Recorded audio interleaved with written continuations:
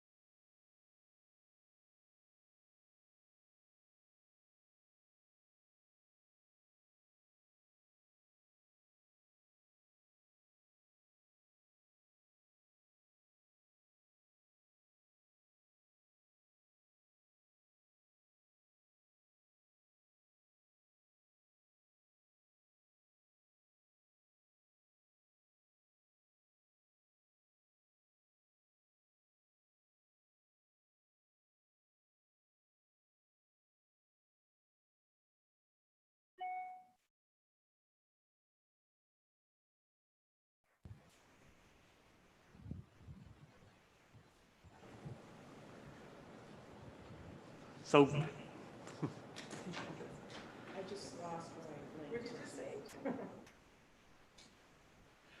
so good morning, everybody. This is, we're live from the Appropriations room. Want to welcome everybody to first meeting that we've had for a long time. We're going to start this meeting by having members in the room do introductions. Then we'll have members who are not in the room do introductions. Then we're going to take a short break while some of the members in the room go to some other rooms in the building where they're going to be participating. So why don't we kick it off with folks in the inner horseshoe? Representative Jorgensen, remember to turn the mic on. Thank you very much. My name is Eric Jorgensen. I represent District 41, which is part of the city of Portland. Hello, Teresa Purse. I represent the majority of Falmouth. Yes, I'm Dennis Geschel. I represent House District 76. That's Belgrade, Fayette, Mount Vernon, Rome, Diane, and Wayne. And it's good to be back representing my constituents. John Martin, House District 151, Northwestern Aroostook County. Good morning. I'm Michelle Dunphy. I represent House District 122, which is Old Town and the Indian Island Voting District. Good morning. My name is Amy Arata. I represent District 65, which includes New Gloucester and part of Poland. Good morning. I'm Sowen Millett. I represent House District 71, towns of Norway, Sweden, Waterford, and West Paris. Jim Hamper, Senate District 19, 13 towns in Western Maine. Good morning. I'm Kathy Breen. I represent 6.5 communities in Cumberland County, and I am Senate Chair of the AFA Committee. Good morning, folks. I'm State Representative Drew Gattine. I'm the House Chair of the committee. I represent part of the city of Westbrook. The members on who are participating remotely, would they like to introduce themselves? Representative Wadsworth, are you there? I'm here. Can you hear me? I can hear you. Hello. Yep. Good morning, everyone. State Representative Nathan Wadsworth, Southern Oxford County. Senator Sanborn? Good morning, everyone. I'm Senator Linda Sanborn. I represent Senate District 30, which is Gorham, most of Scarborough, and most of Buxton. And Representative Hubble? Good morning, everybody. Brian Hubble, House District 135, Bar Harbor, Mount Zert, Lemoyne. Great to see everybody. Great. It's good to see you all this morning. And we've got some folks also on the Zoom call who are participating remotely from the administration. We'll introduce those folks later. But for now, I would ask sort of the folks who are not going to be in the room for the meeting to head off to your assigned rooms. We'll be at ease for a couple of minutes, and then we'll be back on. I don't want you guys to miss any of the meeting. So. Oh. Thank you. I appreciate it. Gladly.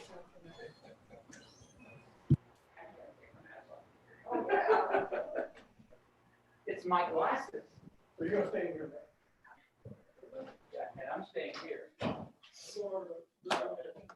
So while we are gathering in other rooms, I just want to give a shout out to Nick Rendy, our IT team, who have been working so hard over the last few weeks to get us Zoom ready for today. And of course, our analyst, Maureen Dawson, and the rest of the team at OFPR, who have been helping us get ready for today's meeting.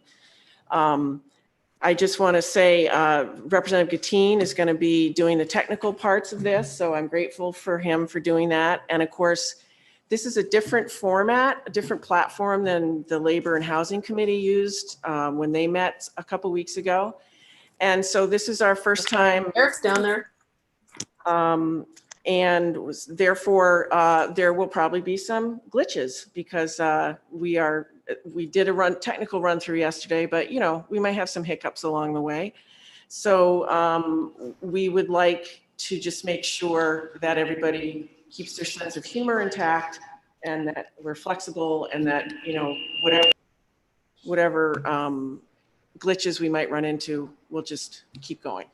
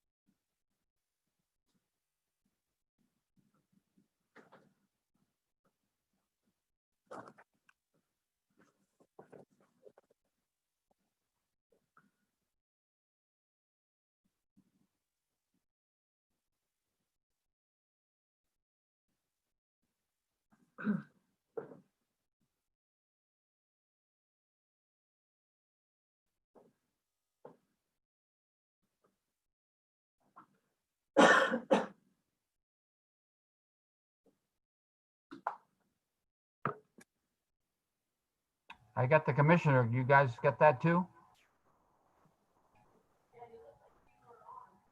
Testing, testing.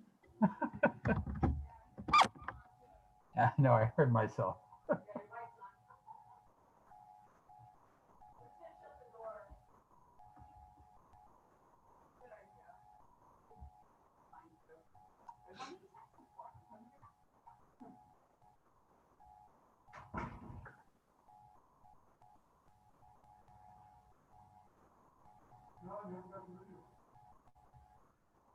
Hmm?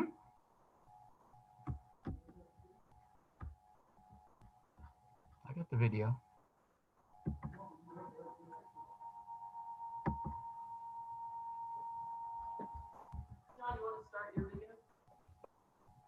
Hmm? So you're on? Oh, you just got on. You're not online. Okay, I think all the members are in. Representative Dunphy, are you on? I am. Okay, great. I just didn't recognize the name. I know. I don't know why that happened. Okay, well, great. Again, I'm assuming everybody can hear me and that we are live. Let's take a couple minutes to talk about how we're going to proceed today. Again, very happy for us all to be together as it is, maybe in a kind of a different way.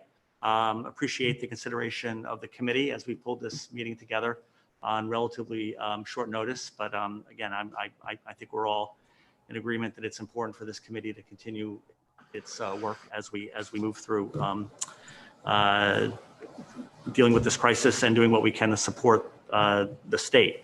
As Senator Breen said, we are trying to generally follow the same procedures that Labor and Housing followed a few weeks ago when they met. We are using different technology. So I think we're trying to do things in the same way, but we're doing it with different technology. So again, if folks will bear with us, I hope this is going to be successful and we'll probably learn a few things that'll help ourselves and other committees as they meet in the future. You know, we have only 2 agenda items today, but I think they're both pretty big items. So I'm going to try to move into that pretty quickly. We have the DAFS Commissioner with us today. I also believe that Dr. Allen is here, you know, in case the Commissioner needs him, you know, in response to questions and support. The 2 topics really sort of break down into a couple of things. We're trying to gauge the impact of the crisis that we're in on state government primarily. How the state has responded, what we know about revenues and future issues that we might have, what expenses that we may be incurring or anticipate that we're going to incur going forward. And again, sort of talk about how fiscal year 2020 is going to close out, and then how we're going to approach fiscal year 2021. I mean, from my perspective, this is very much a typical AFA agenda item, but of course, the crisis that we're in, obviously, changes things in every way. And I'm very interested in hearing what the commissioner has to tell us. Then the second agenda item we're going to cover today is the begin our conversations around some of the federal stimulus funding that is available to the state under the CARES Act. We'll talk about what we know about the levels of funding, restrictions on use, which I think is a topic that AFA members and members generally are very interested in. What plans the executive branch has begun to develop, how we're going to track and report on those things, and how the legislature is going to work with the administration to make decisions and have input into how that money is going to be allocated. So I'm going to, in a second, just kick it off to Commissioner Figueroa. There is one important thing I just wanted to mention again, is that, for folks who are not in, well, obviously the building is closed. There are a number of ways for people to watch us today and participate. Obviously the regular legislative audio is available for folks. This is also being streamed on the legislature's YouTube channel. And if you go to the AFA webpage, there's information about how to get onto that link. And then again, even though the building is closed to the public, for anybody who is in the building, we've also made the Welcome Center available for people that want to go down there and listen in through the legislative audio. So again, we are trying to proceed in a way that guarantees as much access and transparency in our work as we possibly can as we move through this crisis. So I'm going to be quiet for a minute, or maybe a couple minutes, and I am going to turn the agenda over to Commissioner Figueroa, who is going to do some presentation for us, and then we'll have opportunity for members to ask some questions. Okay, can everybody hear me? I can hear you. Okay, great. Good morning, Senator Breen, Representative Gattin, distinguished members of the Appropriation and Financial Affairs Committee. My name is Kirsten Figueroa. I am the Commissioner of the Department of Administrative and Financial Services. With me is Dr. Allen. We'll test his microphone, mute and unmute, and see if he can introduce himself. Good morning. Mike Allen, Associate Commissioner for Tax Policy. Thank you. We'd like to thank you for the opportunity to meet with you today and provide this update. Right, as Representative Gattin said, just two tiny topics on the agenda. The way that we thought we'd go through it is that we would give you the fiscal update, agenda item number 1, which probably will take something like 35, 40 minutes, leave an opportunity for some questions about part 1, and then get into part 2 around the Fed monies. There were already some questions sent to me, so we can answer those and then leave some time at the end for more questions. If that sounds good, then we'll start. Thank you, Commissioner. Go ahead. It's nice to see all of you. Okay. So I think we're going to start with the obvious, which is, obviously there is a worldwide fiscal impact as a result of COVID-19. But I think it's also important to note that this is not a normal recession for a number of reasons. So I think to start, we'd like to highlight where Maine was when COVID came to town. Maine was well poised economically before the onset of COVID-19. The state's population had grown for 4 straight years. The unemployment rate was lower than national average. Our state pension is 82% funded with the 5th lowest discount rate. And the state's unemployment insurance trust fund was the 11th strongest in the country. Additionally, due to Maine's large cash reserve balance, the state has not issued bond anticipation notes since 2015 or tax anticipation notes as short-term borrowing since 2006. Even with the tax payment delay that I'll talk about in a few minutes, the state does not need to issue tax anticipation notes. Additionally, our budget stabilization fund is the highest it's been at 258 million, not counting the previous RPC reserve, which has been distributed. There was a transfer payment in the most recent supplemental of 17 point something $4-ish million. That transfer has occurred. And so our balance is roughly $258 million right now. There are other things happening with across various angles of this handling of the pandemic, and that also make it not normal recession. For instance, unemployment benefits have been expanded on a number of levels. One, the dollar amount that's available. Two, the length of time has been extended.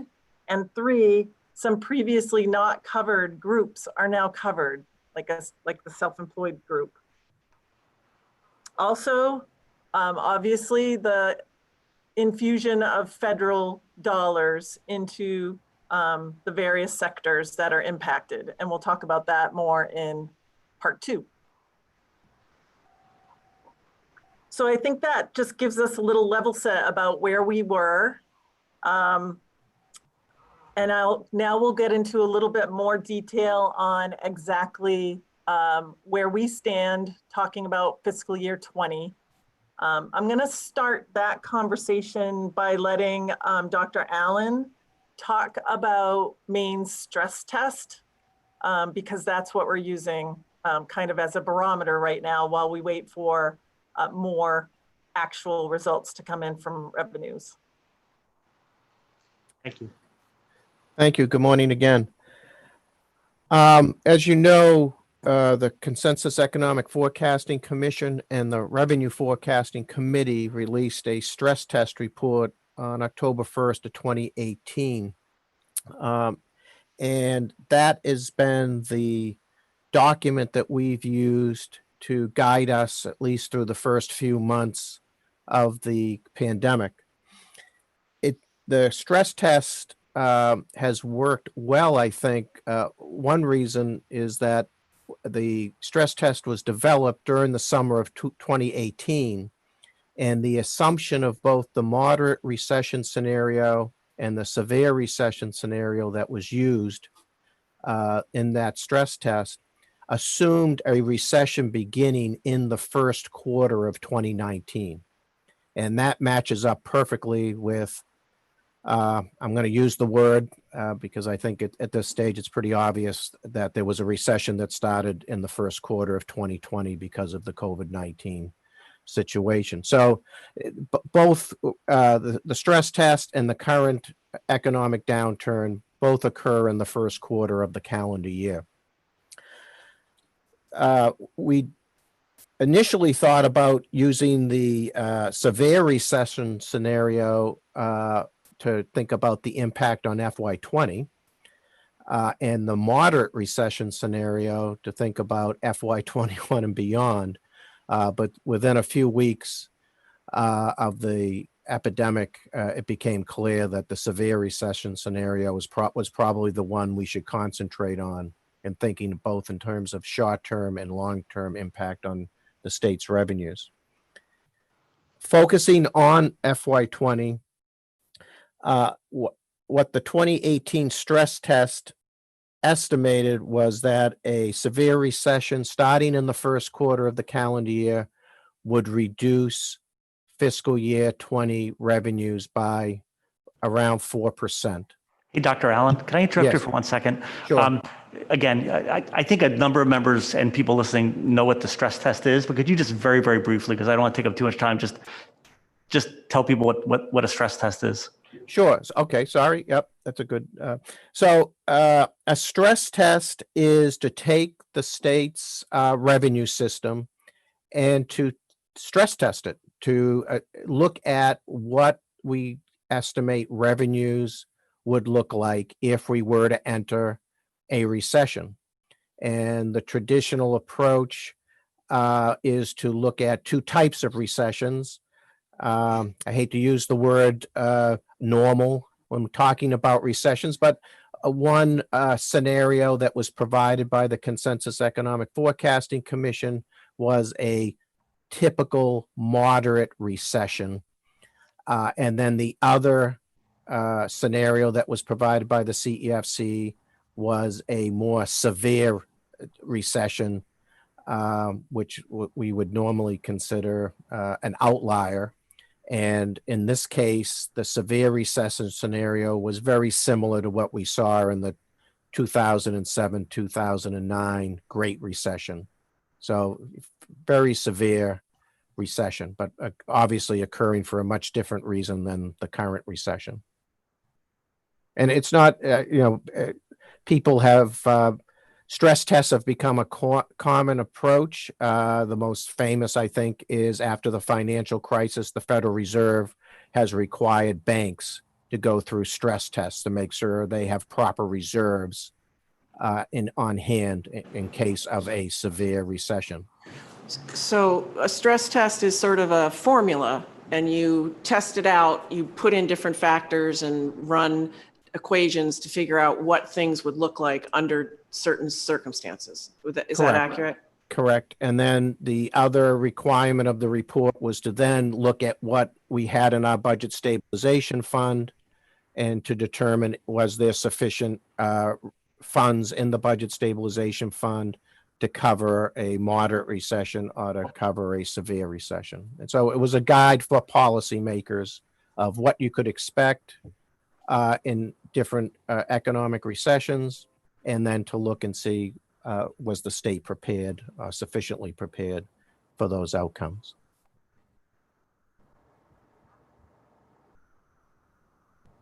Okay, good. Okay, so what we did in focusing on FY20, that was our initial focus, was to first go back to the March 1st, 2020 forecast, where the RFC had increased general fund revenues for this fiscal year by $40 million. So we basically kind of removed that 40 million right away. Obviously, that was no longer a realistic assumption. So that was 40 million that kind of got put off to the side that we estimated we were not going to receive this fiscal year. And then we applied the 4% decline that was estimated in the stress test for a severe recession scenario to the December 1st revenue forecast.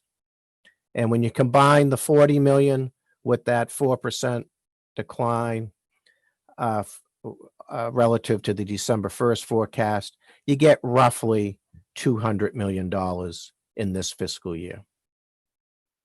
So that was kind of sort of the high level approach that we took. We then went down and said, all right, what would it take to get 200 million of a revenue shortfall really in the final quarter of the fiscal year? That's really what this stress test approach was telling us. And we focused on the top 4 revenue lines: sales and use, service provider, individual income tax, and corporate income tax. What would it take to get $200 million of shortfall in 3 months? On the sales tax side, we determined that we would have to be short about 25% of the forecast over the for each of the final 3 months of the fiscal year in order to get to roughly $100 million shortfall. What we've seen so far is that we performed better in April. We were only down. Oh, don't jump ahead there. Oh, okay. Don't jump ahead. All right. We're going to talk about revenues in just a minute. Okay. So that was the half of the 200 million. And then we went and looked at the income tax lines. What would it take for us to lose $100 million of revenue over the final 3 months of the fiscal year? And we concentrated mostly on individual income tax. And as a guide, we went back to the Great Recession. What did we see during the worst quarters of that recession? And on withholding, the worst quarters we had during the Great Recession was a year-over-year decline of 3% consecutively in the second and third quarter of 2009. Those were the low points. So given what was happening at the time, we said, well, let's assume a 6% decline, double what we saw in the Great Recession in the final quarter of this fiscal year. So a 6% year-over-year decline in withholding. And what did we see for estimated payments April and June in the worst case scenario? Again, going back to the Great Recession, the April and June payments in 2009 were both down on average 32% compared to the year before. So we basically said, all right, same thing. Let's double that. Let's assume that it's 60%, 60% down compared to a year ago. Pretty extreme. And that in combination with corporate estimated payments got us about $100 million. That's what it was going to take. So these were extreme cases compared to what was the worst recession since the Great Depression back earlier this decade. So that's how we came up with the 200 million. And I guess when we talk about what's happened so far with April and what we're seeing so far in May, we'll tell you how close we're getting to that 200. So ending at 200 million was an assumption of roughly 5% of the March 1st forecast. The forecast was roughly $4 billion for this fiscal year. We were estimating we'd come in about 5% below that. Okay. Thank you. Okay, so for fiscal year 20, specifically kind of thinking about that $200 million number and using that as a barometer while we wait, because I think it's important to say that we've been talking about an impact. I know it feels like we've been in COVID-19 for years, but it's been just a little bit over 2 months. So we don't actually have a lot of data yet to be able to say specifically. Now, obviously we have more now than we did in the middle of March. And so we're going to talk about that in a few minutes, about the things that we're looking at and watching and where we are to date. But what we said in the meantime was, let's use the $200 million stress test as a barometer. And as we find out more information, we'll keep bumping up against that number. But at least it would help us say, with a $200 million shortfall, where are we for fiscal year 20? And what we want to say is, because COVID came while we were in the middle of our supplemental, we know we all adjusted. The legislature and the governor adjusted the position and said, we're not going to go through with the remainder of the supplemental. We're going to focus on the emergency COVID needs and move from there. We left $193 million of general fund balance.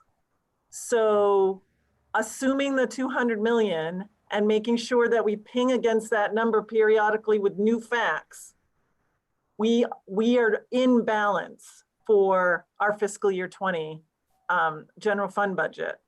So, right, we have roughly a $200 million thought, and we can explain why at this particular time. There's a couple reasons.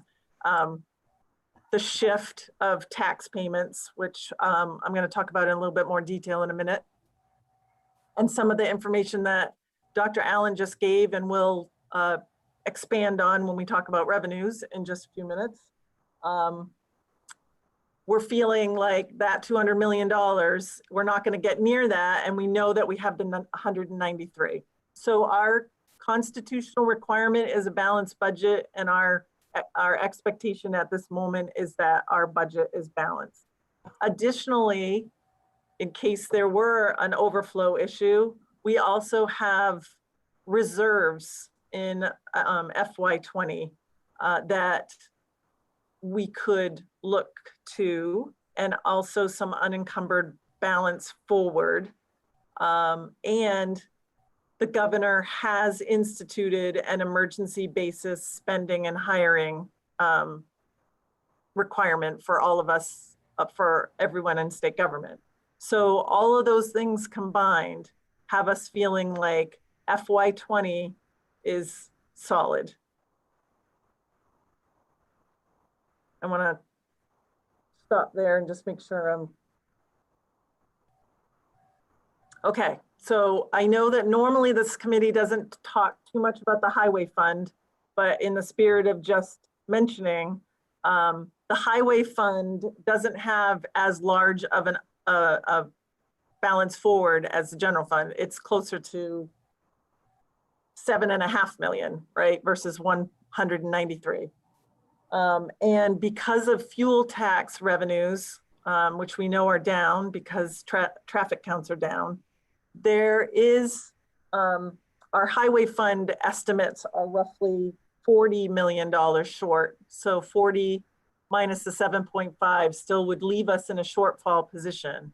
However, there are opportunities in the highway fund to change the way that DOT uses the highway fund versus the federal fund monies, because the federal fiscal year goes to September. So all that we're doing at this particular moment is we're just shifting to using those federal funds first and highway funds later. And so our highway fund budget is in balance for fiscal year 20 as well. Now, when we start talking about fiscal year 21, we know, well, I have to say, I know, like, we're always looking for good news. Commissioner, I'm going to interrupt you for 1 second. I think Senator Breen has a question. Thank you, Mr. Chair. Commissioner, just before we move away from FY20, I just want to say in the plainest possible terms for folks who are listening, the rest of the legislature in particular, FY20 ends on June 30th, 2020. And because of the actions the administration and legislature took in March, when we left behind a substantial sum of $193 million in the general fund, we are going to finish FY20 with a balanced budget without having to find new revenues, make any enormous cuts, do anything other than what we had already put in our budget and supplemental budget. Is that correct? Yes. Okay. Yes.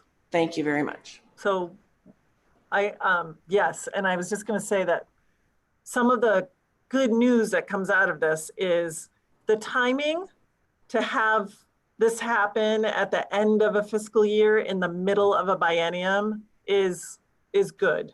It was good for us because we're able to,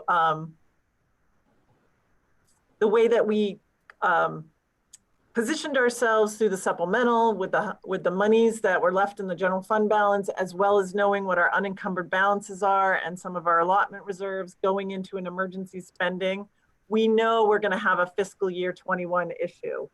But we have a whole year to figure that out versus 2.5 months. So it's really important to say that this doesn't mean that, this doesn't mean I'm painting a rosy picture of we're gonna, make our way through. It's just that we're in a solid position to bring some funds forward and start understanding what the impact is to FY21 without having to throw darts at a target that we haven't set yet.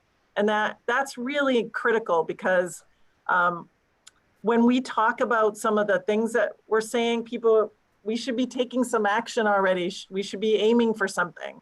Well, without real data, we wouldn't know what we were aiming for. So it's very helpful that we have a couple of minutes to figure that out. And by figuring that out, that means having more information about actual revenues. So as a reminder, our revenue reports are always a month behind, right? The March report that comes out at the beginning of April is about February activity. So the report that we just did at the beginning of May was about March activity, which basically had 10 days of COVID in it.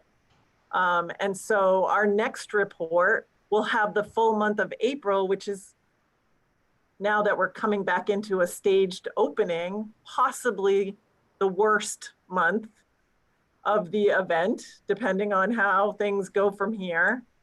So we'll be able to have that impact. And then we'll be bringing, as you know, revenue for CEFC will be coming in at the end of June. Revenue forecasting will be coming in at the end of July. And by then, they'll have information through May, information through June. And now we'll have more of an understanding of the impact that we're talking about. And with that information, we'll be able to adjust course for FY21 as Commissioner? well as.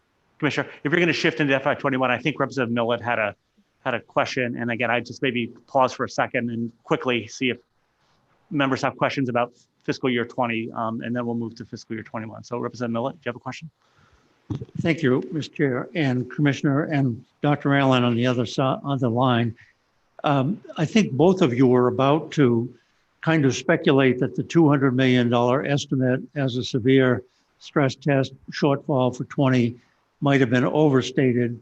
And I wondered if you could just give us a little bit of a picture of how the May revenues look like here on the 29th. And because it seems like using the April report, counting the accruals, we were down 5.4. So it would take a substantial slide in May and June to reach the 200. So if you could just inform us a little bit without pinning it down to a number, how May looks and how you speculate June might look as we stage the reopening of the economy. Right. Okay.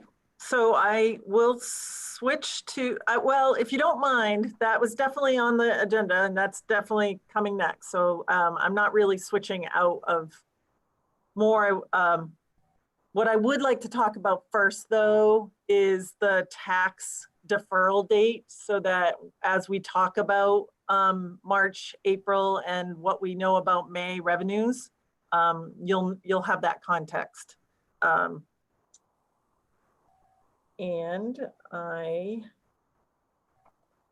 just want to get my notes here.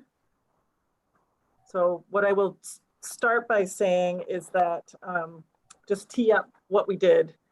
In order to give Maine people and businesses some fiscal breathing room at the beginning of the COVID-19 crisis, and also to align with the decision that the federal government had made, the state extended the payment deadline for Maine individual and corporate income tax payments from April 15th to July 15th. We have also since made the determination to also extend the June estimated payment due on June 15 to July 15 to avoid some confusion about having to pay your June before you paid your April. To reflect the change in the payment date, the state accrued the budgeted revenue, adjusted for anything that we actually received. And the April accrual is approximately $264 million. Accruing for these deferred tax revenues keeps the revenues in the fiscal year in which they are earned. The payment date does mean lower budgeted income tax collections through the remainder of fiscal year 20, but the accrual shows that these receipts are earned and expected by the state. It's really important here to note, this is another one of those differences between a normal or an old recession. In 2008, Maine did not have the capacity in its cash pool to even have thought about this.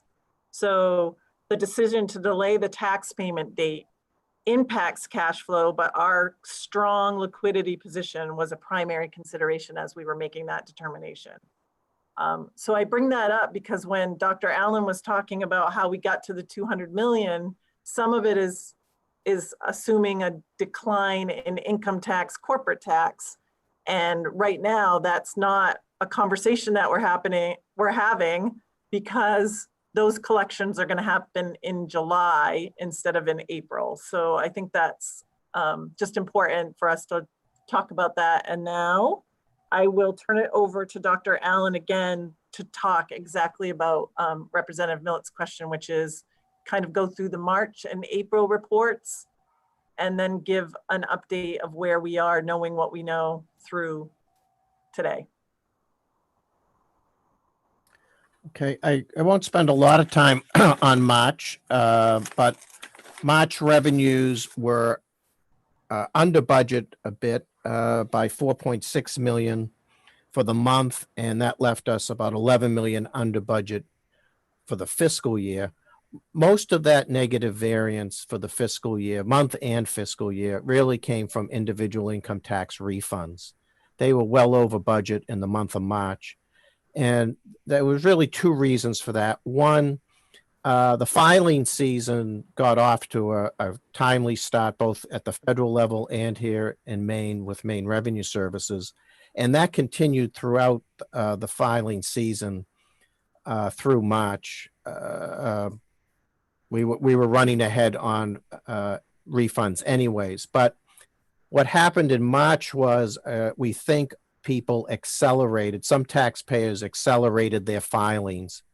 One, to get, if they would do a refund at both the federal and state level, they needed that cash, that refund, and they wanted it quicker than they had probably had anticipated earlier in the year. So they quickly filed their return to get that cash. And secondly, the CARES Act had passed, which created the economic stimulus payment.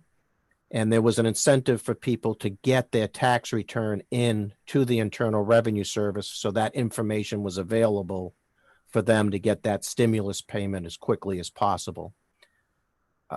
In April, which I'll talk about in a minute, there was the reverse situation where we obviously didn't refund nearly what we thought, and that's part of the reason why April revenues look so strong. But other than the individual income tax refund, if you look at that March report, everything was pretty close to budget. Sales tax in March is February sales, and those sales weren't impacted at all by COVID at that point.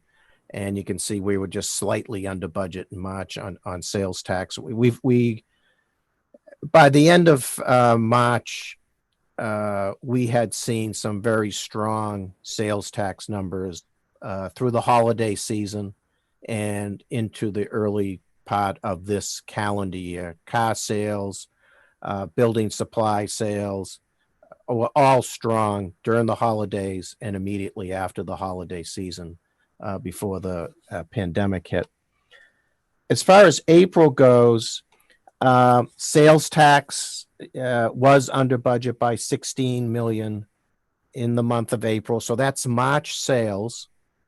And that wasn't as bad as the stress test, the 200 million that I talked about, right? That assumed sales tax being under budget by 25% in April, May, and June.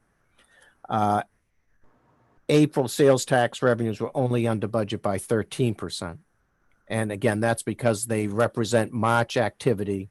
And it really wasn't until the middle of March when the closures started and people started sheltering in place that sales started to decline. In fact, anecdotally, what we heard was through the first 2 weeks of March, activity was as strong as it had been through the holiday season and into the early part of the calendar year.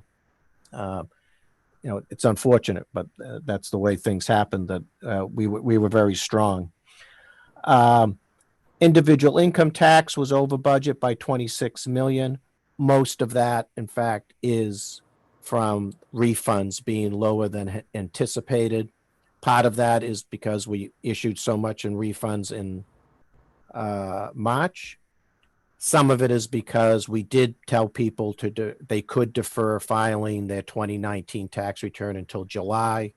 And for those people that would have filed on April 15th and received a refund, that refund won't occur until July when they make that filing. As the commissioner pointed out, because we did allow people to defer making their payments until July for the 2019 tax year, we accrued revenues for final payments and estimated payments so that they met the budget that was set for April based on the March 1st revenue forecast. I would point out on the deferral, the deferral, most of the deferral is in individual income tax final payments. That's about $240 million or so. There's no reason to believe that $240 million is not a solid number. And I think, as the commissioner pointed out at the beginning of her presentation, it's important to remember 2019 was an extremely good year for the Maine economy. All the economic data, all the revenue data, all the labor market data indicated that it was a very good year. So there's no reason to believe that the estimate that we had for final payments on April 15th was going to be off by very much. So that should be a solid number and we should come very close to that when people file on July 15th. The estimated payment is a little trickier. And this is where we probably were conservative with the 200 million. Traditionally, the first estimated payment that individual taxpayers make is usually based on what happened in the previous tax year. Usually their practitioners will say, you had a very good 2019. Let's basically assume you're going to have a similar year, make your first estimated payment based on what your final liability was for the previous tax year. And one of the reasons for that is that there's a so-called safe harbor, that you aren't penalized for your payments if you pay in at least 100% of your prior year's liability. So that's why that first estimated payment's usually based on what happened the previous year. So the assumption was that payment was going to be, first estimated payment was going to be strong because 2019 was a very good year. The other factor to remember is that the first 2 months of the first quarter of the calendar year was very good. There's no indication that January and February, the Maine economy fell off compared to the end of 2019. All indications are that we turned that corner into the new calendar year and things continued to be moving in the right direction. And it's really only those second 2 weeks in March where things started to fall off, closures and sheltering at home. So while the first estimated payment we're thinking will come in lower than we initially projected, it probably shouldn't come in all that much below because most of the first quarter was still pretty good. It's the second estimated payment that we'll get in June that we are anticipating will not be anywhere near what we initially thought when we developed the March forecast. On corporate, it's really the same story. We have every reason to believe that the final payment and estimated payment that was projected for April was reasonable based on what we know about 2019. But obviously they both came in well below budget. They both came in at about 65, 70% of what we had anticipated. I'm sorry, they only came in at about 30 to 40% of what we anticipated. They were down 65 to 70%. And that's because we allowed them to defer until July 15th as well. So those were the other two lines that accrued. But the bulk of the accrual was from the individual income tax final payments. Moving to May, we do have only one more day left in the month. And the good news is it's coming in better than, again, that $200 million stress test estimate would have suggested. I'll start with sales tax because it's going to perform a little bit better than that 25% decline that the stress test estimate was based on. We'll be close. It looks like we'll be down about 22.5% compared to what we had budgeted. So it's pretty close to that 25%. We don't have a lot of detail yet, but the sample that we do in the middle of the month when sales tax returns are filed, it's pretty clear. General merchandise stores down 23%. And what we've seen in the first couple of months, March and April sales in that particular category is there's a big, wide difference in sort of general merchandise stores that are, some are performing extremely well, some are performing horribly. So stores that sell a wide variety of goods are doing very well in the pandemic. So they're selling cleaning supplies, they're selling food, other paper goods that people are using at this stage are holding up their sales. It's more the stores that are highly targeted in what they sell, clothing stores, sporting goods stores, those types of stores have either been closed completely or their sales have fallen off dramatically. So in some cases, 75-80% declines compared to a year ago. So there's a real mixture there. Automobile sales have actually held up a little bit better than we anticipated and better than the national data. The sample's showing about a 25% decline year over year in auto sales in April. I think nationally they were down in the high 38, 39% year over year. So we performed a little bit better. We've talked to the Auto Dealers Association on a number of occasions, keep in touch with them. And what they're seeing is that, they've been pleasantly surprised at how many people are still coming in. The deals are great. And the other thing that we're hearing is those stimulus checks that went out were a big help. So that's another positive in the situation we're in right now. The timing was perfect in a sense. Exactly when people were losing their jobs or being furloughed was exactly the time they were getting their refunds from the federal government and the state. So that was getting some cash into their hands. And those stimulus checks were going out in mid to late April as well. And for some people, they were using those stimulus checks to buy food and other necessities. In other cases, people were using them to put down payments on cars, buy appliances and technology. The area that we don't have good information on, but what we do have is consistent with what one would think, and that's restaurant and lodging sales. The average was down 60% year over year, but in many cases it was 100%. The business was just closed for the month of April, and they had no sales compared to a year ago. The building supply stores have consistently been good, both in February and March sales. In April, we're showing them up around 25%. So again, what people are going out and purchasing, what their needs are. I know in my neighborhood, the neighborhood's never looked so good. People are at home. The weather's been okay, and people are out doing yard work, doing projects that they've probably put off that they now have the time to do, and that's showing up in that building supply store sales. It's clear that people, as they shelter at home, are going onto the internet to do a lot of their purchasing. not have it feeling like they have to go out and physically be at a store to purchase those goods that they need. In looking at the remote sales, both the direct remote sales and through the marketplace, they are up significantly over a year ago, 50, 60, 70%.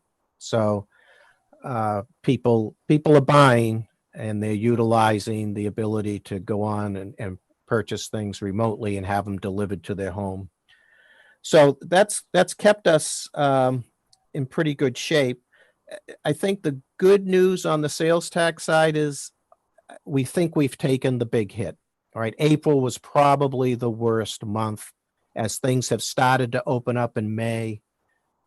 It's May sales aren't going to be great by any stretch certainly compared to a year ago, but we think with the opening, we're seeing increased activity, and we're probably not going to see a 25% decline that $200 million was based on in May sales that will be reflected in June revenue. So if this is the hit we're taking, that we're in good shape.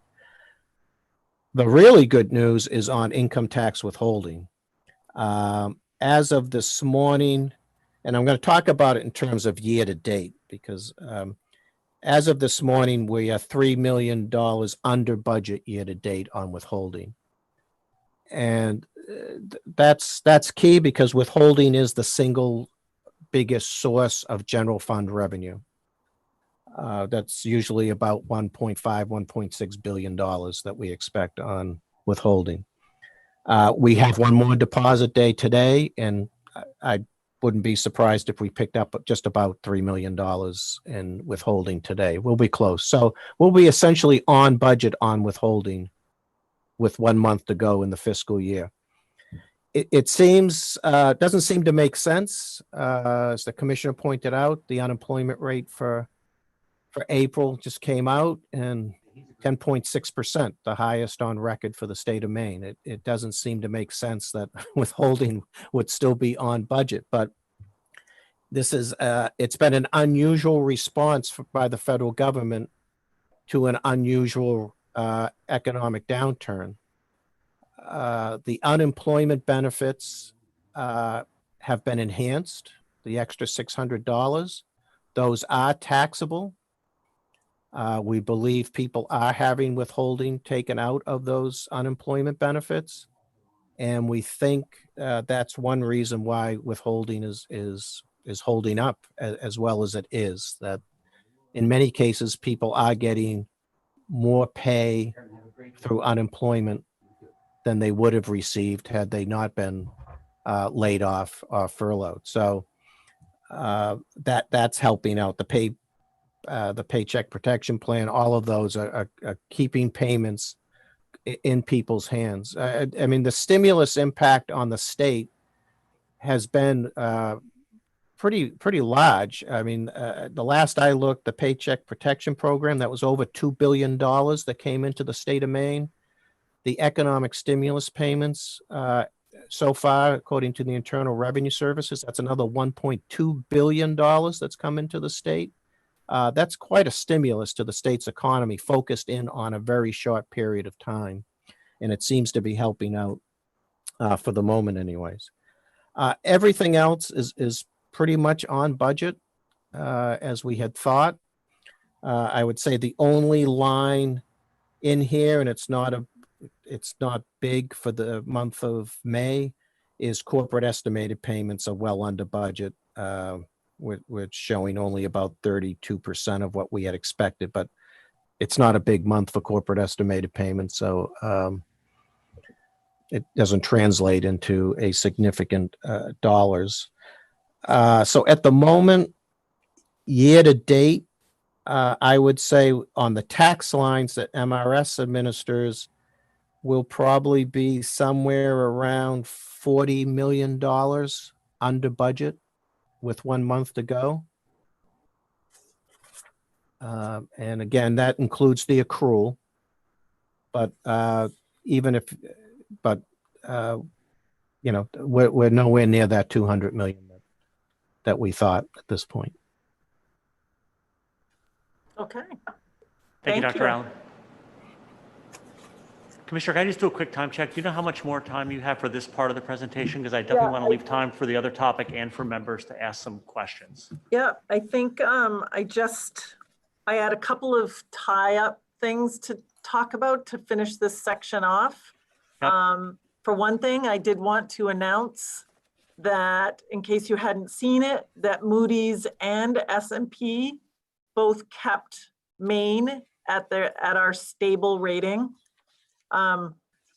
This is really very important because, first of all, on May 1st, Moody's lowered their entire US state sector outlook to negative, but they did not change Maine's rating, as they have done with New York, New Jersey, Alaska, Oklahoma, Illinois, Hawaii, and Nevada. They've all seen downgrades.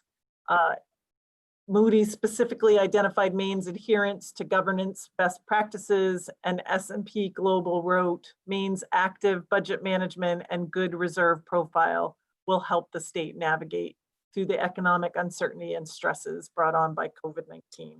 So that's really good news. We do have a bond sale happening, actually, I think next week, for roughly $140 million. And I'm going to take the opportunity now to say I was getting a little bit too into the details on my highway fund conversation. It's bond monies that DOT will be using instead of highway funds. But what I mostly want to say is we have an opportunity in that fund to shift the way that we use the funds in what order we need to. And so we're feeling fine about the way the highway fund is going to make it through FY20 as well.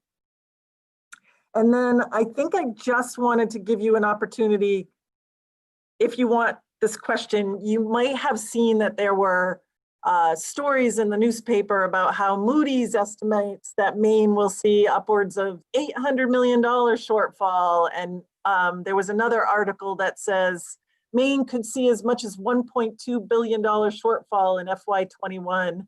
I'm going to do the high level because I think we want to move to a different topic, but I'm going to just say that Dr. Allen can talk at length about that and why we've looked at those different analyses, but they're not specific to Maine, right? They take a formula and they kind of crunch all the numbers and they use, say, like the 1.2 billion was using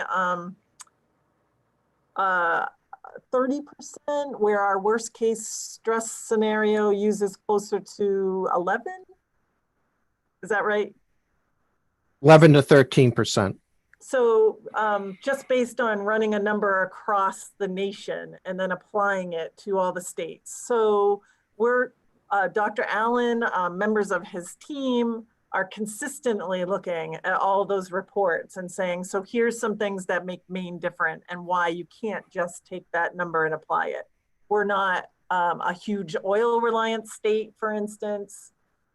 We have, like I said, we have different budget stabilization reserves. And so I just wanted you to know that whenever one of those comes out, it's basically they spend the next 2 days kind of kicking the tires on it.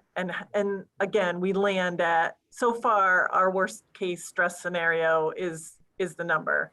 And then we'll tee up that, for FY21 right now, that number, according to our stress scenario, is closer to $525 million.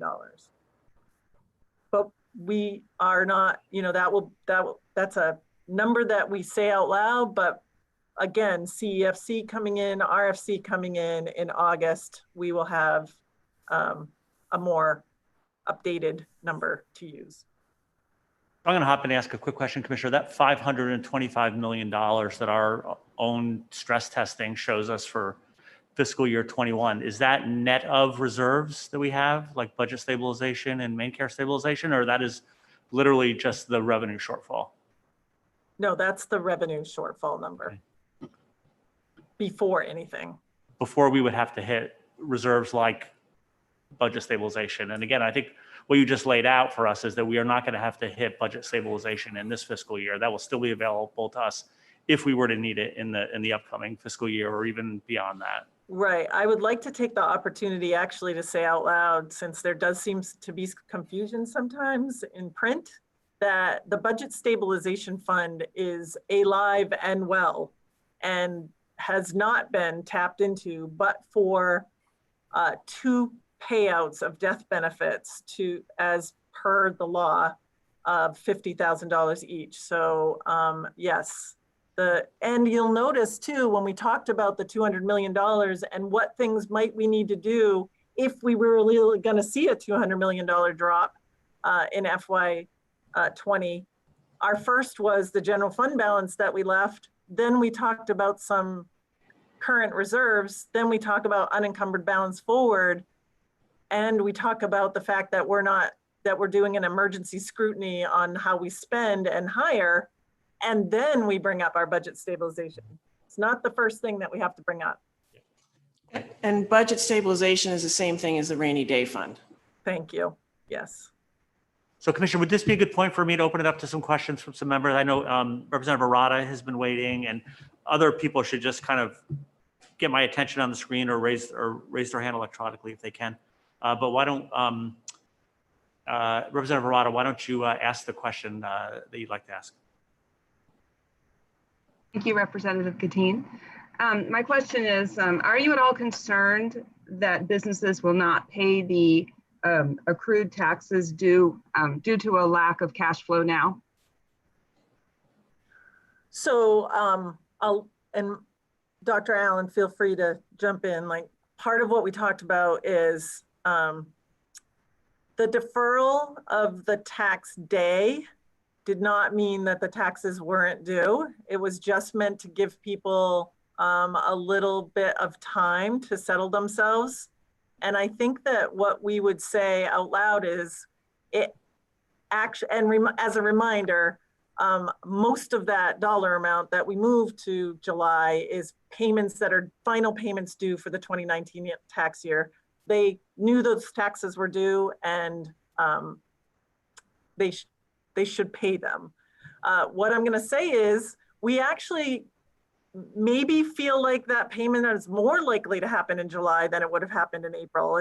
Right? In April, April 15, we were new into this, and it was feeling, what is gonna happen? When are we gonna, when are we gonna open? How are things gonna, now we're making steps to start a soft opening. And by July, I'm going to make my payment that I know is due. Representative Keschel, did you have a question? Yes, there's been a number of business closures, small business and medium-sized business closures over the state in the last 2 months. And most of these, many of them are permanent closures.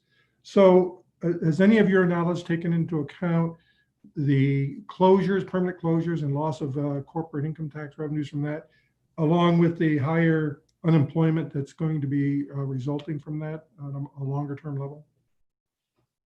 So what I would say, and what I'd like Dr. Allen to jump in, is that those are all considerations for CEFC and RFC, and the more information that we have as we get closer to that analysis, the better. And absolutely, those are considerations that are included in every conversation that we have about revenue forecasting.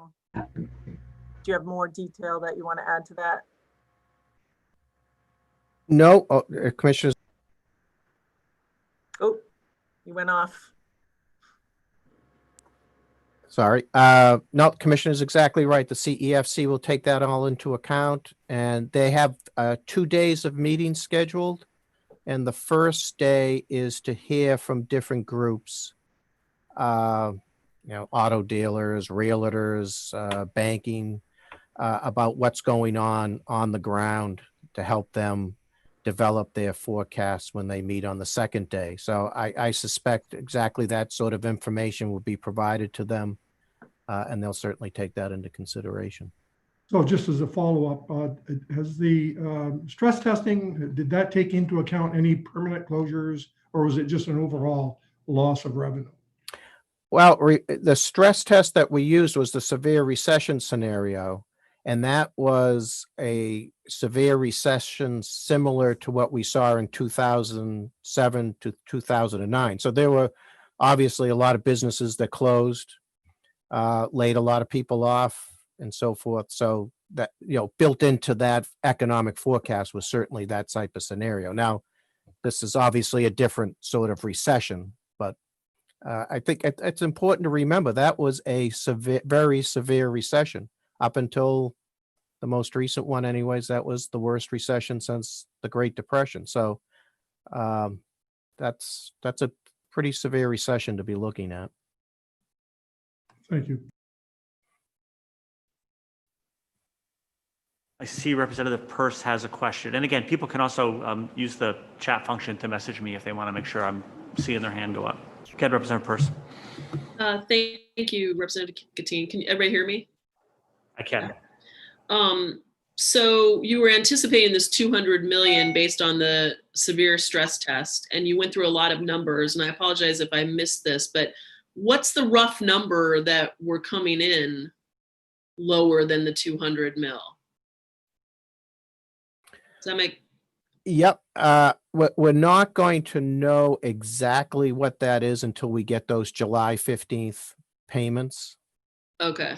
Right. But, if I had to guess right now, we're probably somewhere closer to 150, 160. But I think that may even be, based on what we're seeing in May, that may even be a little high. Thank you. I got a question for Dr. Allen. Yeah, go ahead, Representative Martin. Yeah, thank you. Dr. Allen, in terms of the revenue projected or could be projected from the large increase of the $600 unemployment, that of course will be taxable come next year. And obviously in the past, the unemployment was pretty limited in terms of the available refunds from that source. So can you give me, how, because I mean, people are making more money now than when they were drawing a salary. Yes, and we're tracking that as carefully as we can because we believe one reason why the withholding is holding up so much better is because of those additional unemployment benefits. Somebody had just emailed me as this meeting got started that the Bureau of Economic Analysis released their April data, and real disposable income increased 13.4%. That's the largest on record. And that has to be because people were getting these stimulus payments, people were getting higher unemployment benefits. This is really one of the fastest responses from the federal government as far as trying to counter an economic downturn that I'm aware of. But the numbers are just crazy that are coming out. They're showing a personal savings rate of 33%, the highest on record. I mean, people are getting income and they're not spending it because they can't spend it on many things that they'd like to spend it on. So it's an odd economic environment, and I think the revenues that we're seeing are reflecting that. The other aspect of this I think we have to take into account is that while we've seen a lot of job loss, it's been focused in areas that are not, very high income jobs. And in fact, most people have maintained their incomes. Most people have been able to shift to working from home and maintaining a paycheck. For the many people that have lost their jobs, they're in leisure and hospitality, and the unemployment benefits have helped substitute for that. And also the PPP program from the Yes. feds, Yep. which we'll talk a little bit about when we start talking about the Fed stuff.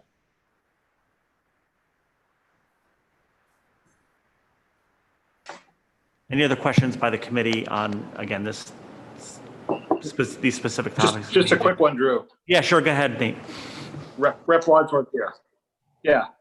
Probably for the commissioner, but what's the status of the $20 million that we'd appropriated to the rainy day fund?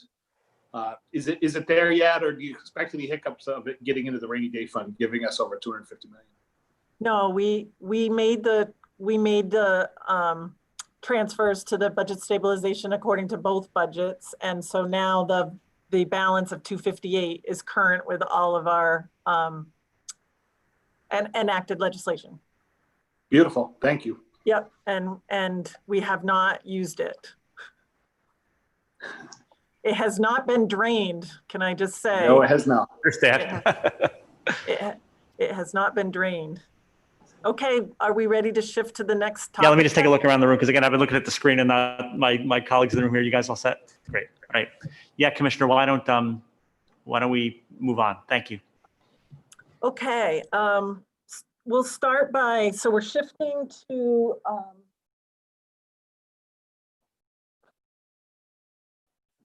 I'll shift my papers too. We're shifting to the section talking about the federal stimulus funding and the various questions around that. And I'll start by saying I sent a spreadsheet or a document that hopefully is posted online. It's called Federal Grant Awards Identified in Coronavirus Relief Legislation. And I should have mentioned that at the beginning of the meeting, that any materials that the commissioner has provided to us have also been posted onto the OFPR website.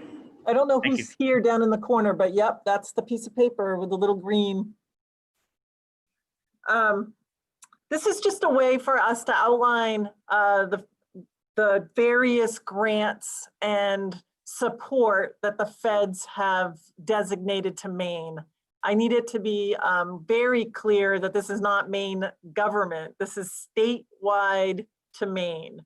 So this would include, for instance, the payments that went directly to the higher eds, where they had to pay most of that money back to the students, or monies that have gone directly to our hospital network, monies that have gone straight to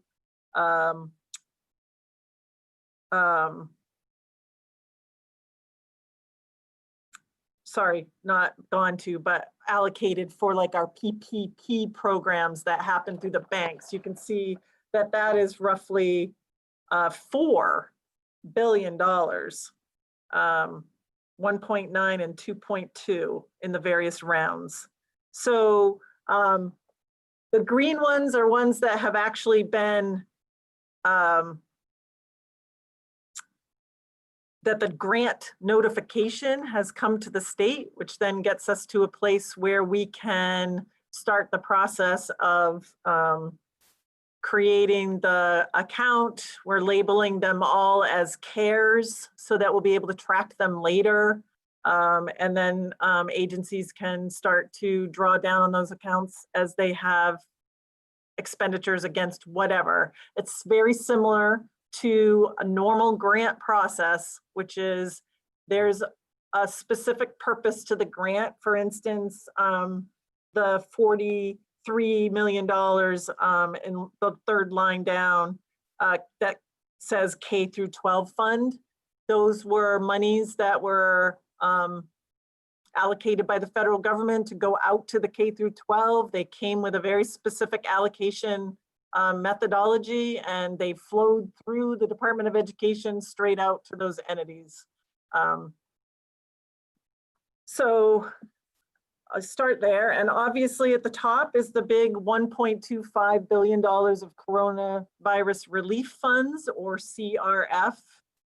Those funds have been received by the state and are currently nestled in various accounts across the state while we work through the guidance from the feds, as well as understanding. I think when we start talking about this, we want to high level, we want to start out by saying, as we've said many times, the economic infusion by the federal government in this scenario has been unlike anything I've never seen it. And we have to take that into account as we think about what is our process going to be, how are we going to use these funds, what are the various rules around using them, and watching while the Congress talks about version 4 and what impact that will have to the state. Because right now there is talk of more funds coming. There's also talk of changing a little bit of what they did in the first version, which gets a little complicated when you start thinking that you're heading down a path of doing one thing to hear that they might change. There were some tax implications in the CARES Act that, at least in the version of the House version of the HEROES Act, undoes some of that. So it'll be important over the next few weeks as we see what the feds do. But I do think it's important to note that that's a little bit about why, of what the caution is as we think about what we're going to do with these funds. Also, I do want to say out loud that, versus quietly to myself, that there are specific requirements for these funds, or parameters around these funds, and they are that the expense must be an expenditure incurred due to the public health emergency of COVID-19, that they were not accounted for in the budget most recently approved as of March 27th, and that they are incurred during the period of March 1 through December 30th of 2020. It's important to note that because, and we'll talk a little bit about the congressional delegation letter, but nationwide, the Governor's Association and all the states have been asking for more flexibility in those funds. You'll hear from the businesses, the municipalities, and the state. Yes, we have COVID expenses, there's no doubt about it, but the real impact is going to be a loss of revenue. And right now, loss of revenue is not an expense that is covered by this fund. And so every time we're on a call or have an opportunity, we ask for that flexibility. I think our most recent conversations, which the governor has routinely at the national level, as well as with our congressional delegation, are that all signs point to people understanding that. And they'll probably come with some caveats. I'm sure you've heard some of the talking points about using all the money to backfill a bankrupt pension fund or paying down old tax anticipation notes, all things that the federal government has indicated they have concerns with, but do not impact Maine, as we've talked about. We don't have tax anticipation notes, we don't have bond anticipation notes, and we have a solid pension. So, so I say that out loud. And then as I say that, that means we do know that there are some, oh, I should talk about the guidance. I also want to talk, because this can get confusing. I would like to talk, say this too, is that the federal government is able to announce things as if they are done, because they have done the vote or they've banged the hammer. And then all the rest of the stuff needs to happen. We saw that, I think, in particular with some of the unemployment stuff. The feds announced that there's a new program and people are going to be able to apply, but then they don't do their guidance documents for 3 or 4 weeks later. The states are waiting for that before they can actually start enacting some of what's been passed. So that feels a little bit like, what's taking so long? Same thing with this $1.25 billion. There's a guidance document with frequently asked questions. It's posted on the US Treasury's website, so we can all go out and visit it periodically. And I think it was within maybe 2 weeks, then they put something out that had maybe 2.5, 3 pages of guidance. A week and a half later, they added another 4 pages of FAQs, guidance. And my understanding is that as recently as this morning, it's changed again. So we're constantly kind of looking there as we make determinations and think about the way that we're going to move forward with some of these funds. Having said that, there are definitely some things that the guidance allows for and that the state will be using these funds for relatively quickly. And those are, for instance, the amount of personal protective equipment that we have purchased. To date, we've expended almost $17 million on PPE through the CDC for state employees, through MEMA. So that is an expense that we intend to, process a financial order through these funds. We have some testing expenses that are allowable, and these funds were, before we knew about the $52 million, we had tapped into these funds to pay for the IDEX testing that was announced last week. Feels like a month ago, but I think it was last week that we announced the IDEX connection.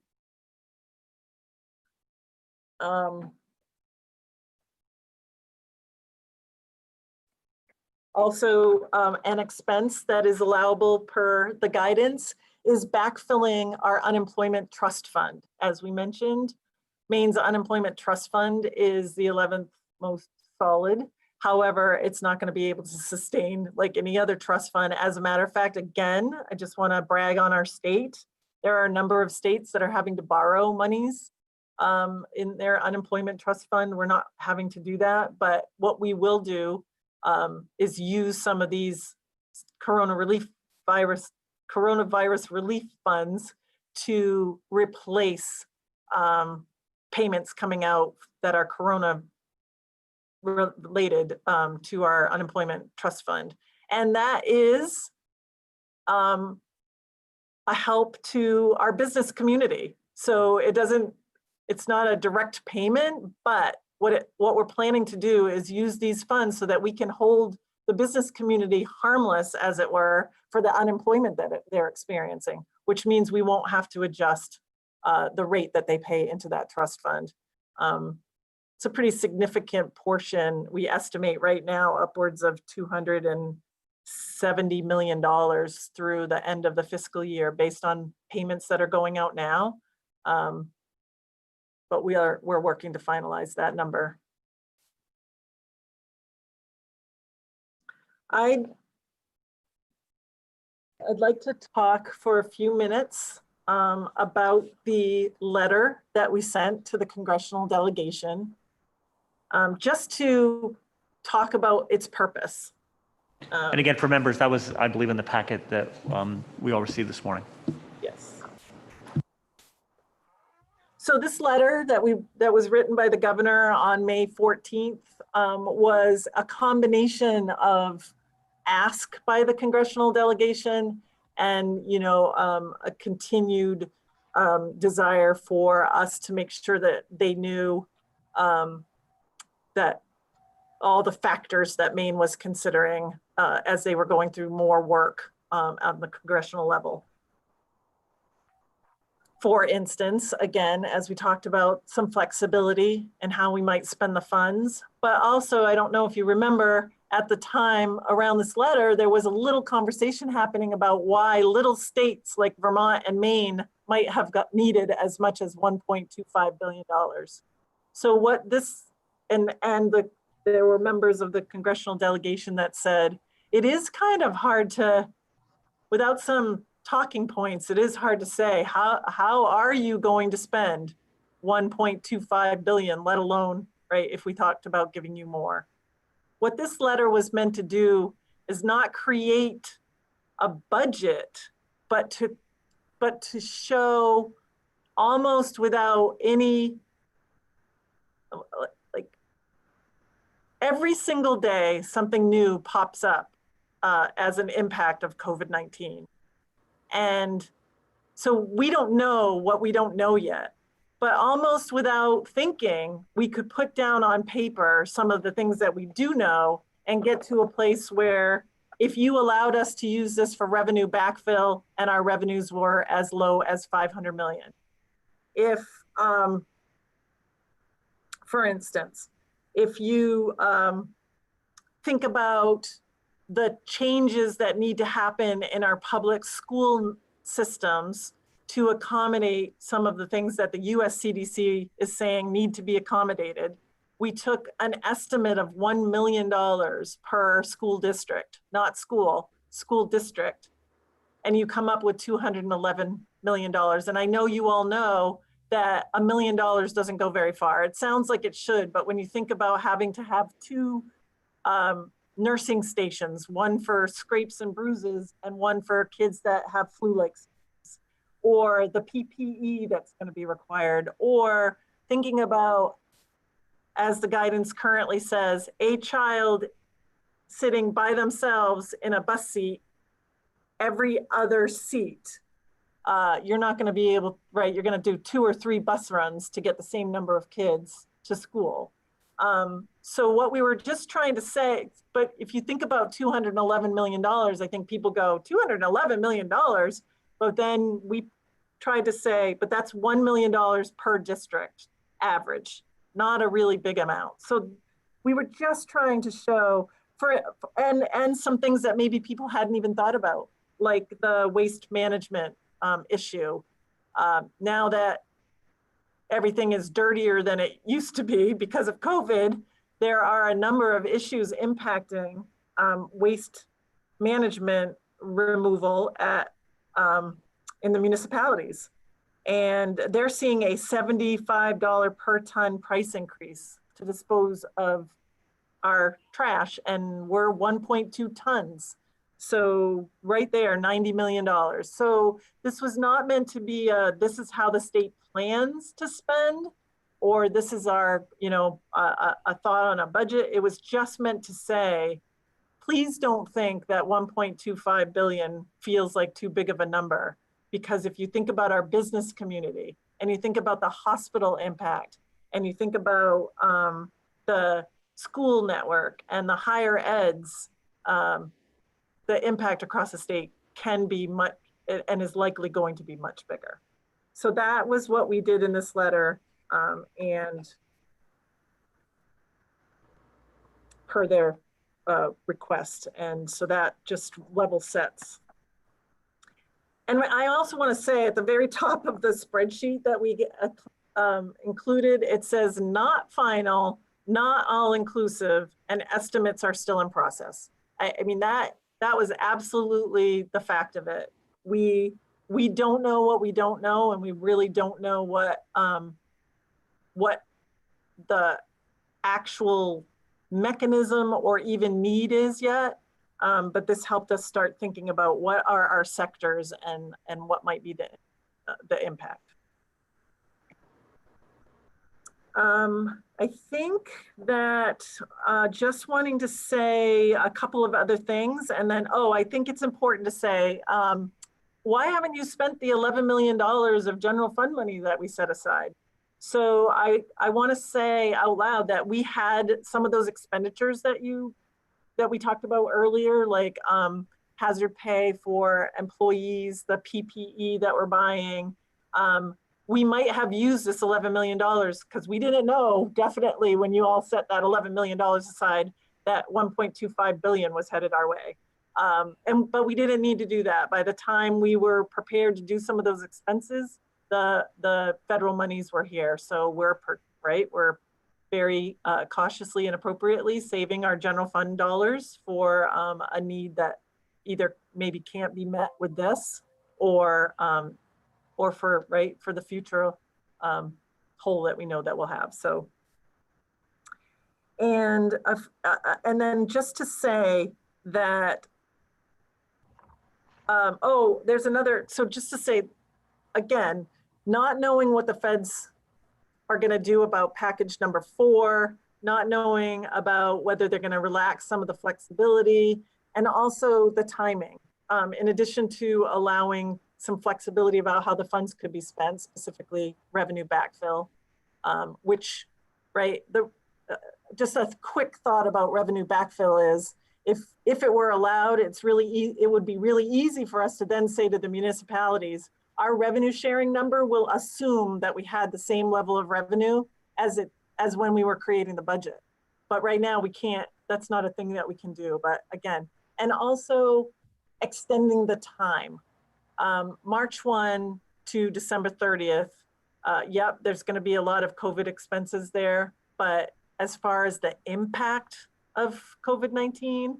It's going to go on longer than that. So we're asking them to also consider letting us use those funds past that date. We have been watching, and I think it makes sense to watch a little bit about what other states have put out. I'm sure that you've seen that New Hampshire, Vermont, Texas, other states have kind of announced some thoughts. As far as we know, they actually haven't distributed their monies any differently than we've distributed ours. They've just been a little bit more quicker to kind of outline some thoughts, an allocation method, as it were. But if you look through their 20 to 30 page grant applications that the towns have to do, very similar statements to what we've said. You have to have, it's an allocation to say a town could get as much as, but it's all for expenses related to COVID. And, you know, a way to judge how much of that has been happening is actually through our FEMA requests. We are in a state of an emergency, and therefore we are allowed to use that typical FEMA request that all municipalities know about. To date, we only have 2 requests in that system. You know, they're not that there aren't a number of open applications, but as far as people being able to say, these are actual expenses that I've had that I'd like to get reimbursed. You might know that that process works, that FEMA would then reimburse 75% of that expense. The state covers 15% and the municipalities themselves cover 10. We are talking about a way to have these corona relief funds used for not only the state share, but also the municipality share. So that would be a way for us to alleviate some of the expense that the municipalities are seeing. So not a bad idea to watch what's happening, to understand where the feds are and what flexibility they might give us. And hopefully we're going to have more information about that in the next week or so. Continuing to meet, the governor is meeting with every sector. All of her commissioners are hearing from every sector to help give us more of an idea of that list that we had on the back of the congressional delegation letter, to expand that and make sure that we are considering everything that we know about the impact statewide. And then obviously hearing from you and your constituents as we maneuver through the response to the virus. Commissioner, would this be a good time? Maybe we could take a break for a couple of questions. I know Representative Pert. Yep, I'm done. Really? Yeah. Good job. Thank you for bringing us all that information. Representative Pert, it looks like you had your hand raised. Oh, you're on mute. I can't. Thank you. I think you alluded to this a little bit at the end of your update. You know, we have a limited amount of time to deal with this COVID money, and we seem like other states to be really looking for the federal guidance on it.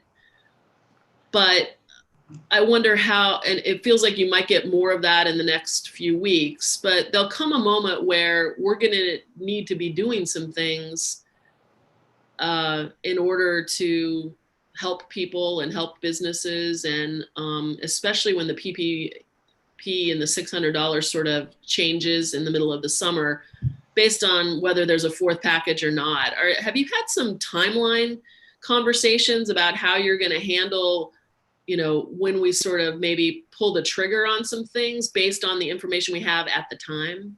Right.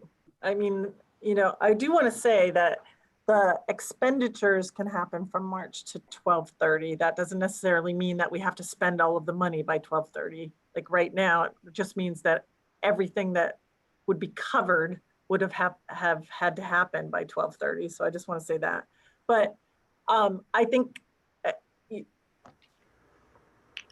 yes, we are currently looking at other states' ideas, having our Commissioner of Commissioners of Health and Human Services, as well as DECD, are having communications all the time with their various provider and business groups.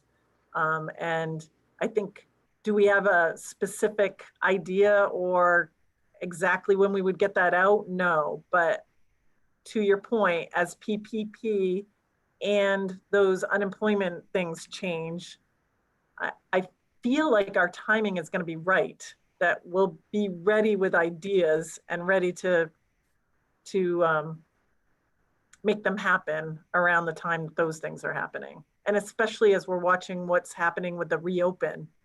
I think that we would all agree that maybe how we might have spent the money on April 15th is different than how we might spend the money on May 15th, now that we know what we know. And again, in June 15th, watching what happens as we open. So it's good that we didn't have to be knee jerky about some of the reactions, and not. Also, we want to be very clear. It's obvious that people need to figure this out. You can't plan to have kids come back to schools at the end of August and give them money on August 15th to make that happen. So we are definitely thoughtful about the fact that you can't wait until, even if you're talking about something that's going to happen in September, October, November, you can't wait until then to do it. So these are all considerations that we're pulling into this giant master idea plan. I think I'm specifically was thinking a lot about education and a lot about some of the industries that'll fall off. So I appreciate those, but I appreciate kind of understanding a little bit about your thought pattern. Thank you. Representative Barada had a question, then we'll go to Representative Millett. Thank you, Mr. Chair. We were going to do Amy first, if that's all right. Yeah, this is to Commissioner Figueroa. In follow-up to Representative Peirce's questions, the agenda speaks to, in this segment, executive branch spending plans and plans for legislative input. And you've referenced the May 14th letter to the delegation and the attachment that was sent at the same time that totaled $3 billion plus. And you've talked about several different initiatives. I've yet to hear anything involving legislative input and legislative action on new programs that, to me, would fall well outside of normal executive branch authority. Could you kind of address that in terms of what the administration's thinking is? It's on our agenda to be talked about, so I was just hoping we wouldn't run out of time and not address it. Well, I think I mentioned that, and the governor has mentioned that she's looking for legislative input as we think about the statewide impact of COVID-19 and how to address it. I think that that's part of the reason that the Appropriations Committee is together, is that maybe the legislature is going to use you as a funnel for getting thoughts from your constituents to the administration. I do want to say that the authority that comes with a federal grant has always existed, that if there is a thing that those funds can be spent on and the authority exists with the department, then it's just a matter of allocating, making an allocation and doing that spending, which is why we felt like we have some room with the purchasing of PPE and the UI transfer and the expenditures on some personal services things, such as the increased staffing that we need and our public health network that was significantly reduced over the past number of years. But as far as some of the other, I'm not really calling them initiatives. We were calling them, general thoughts on things that are going to have some money attached to them if we're going to make the changes necessary to be in this post-COVID world.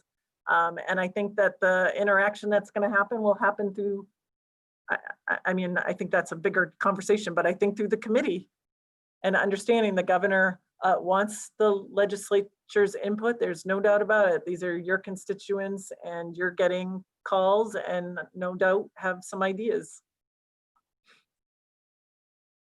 Yeah, please do. I think it's an important topic, so thank you. Just a quick follow-up, Commissioner.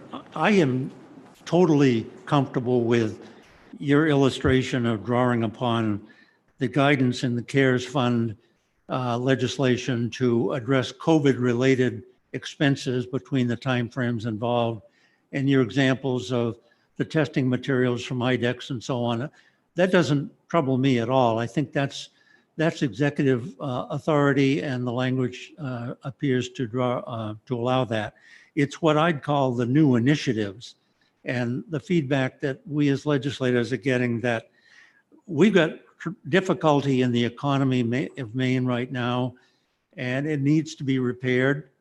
And to repair the kind of economic damage that's occurring as we speak should not be done solely by brainstorming and planned initiatives without legislative concurrence.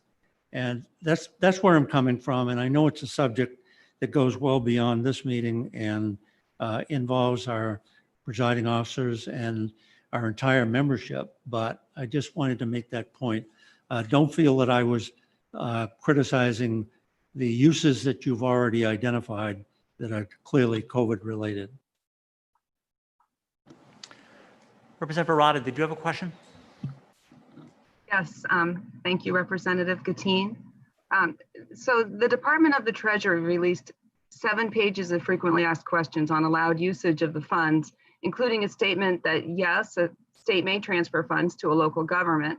However, the administration has stated that it is waiting for clearer guidance from the federal government. The guidance already provided has been clear enough for other states. So what specific guidance is the administration waiting for in order to release funds to local governments? Is it just concerning the FEMA funding?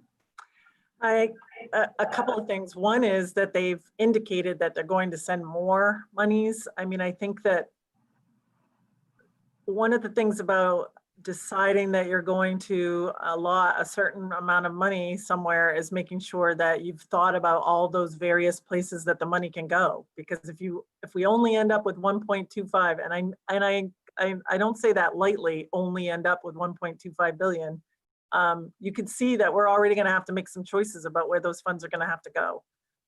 And I don't believe that the other states, although they've talked about that allocation method, have actually sent money. They all have grant programs saying, if you have expenditures that you want to have, then you need to send them to us with your backup so that we can distribute some funds. I'm not sure why they are doing that outside of the FEMA process, or if it's alongside. I don't know how much, I'm not really sure the numbers for the other states as to how much money they have in their, FEMA allocation. But I think it's a part of the conversation. Like, what are those expenses? A lot of the conversation of businesses right now is we need funds to help us cover our operating expenses while we open back up. That's not a COVID expense. That's an expense of your business, right? What you really are saying you need is the revenues to cover the expenses that you're not currently collecting. So we don't really have the capacity to do that without more flexibility. So that's what we mean by further federal guidance and awaiting a decision on version number 4 as well. Representative Arata, did you want to follow up on that? Oh, thank you. No? Okay. Representative Dunphy.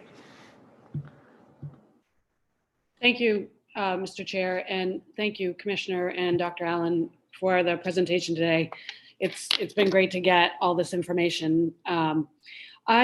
One thing I hear a lot about, and I was wondering if you could offer any guidance as towns are preparing their budget, like, can you provide some sort of guidance or statement or anything about revenue sharing and what to do with that or how to approach that?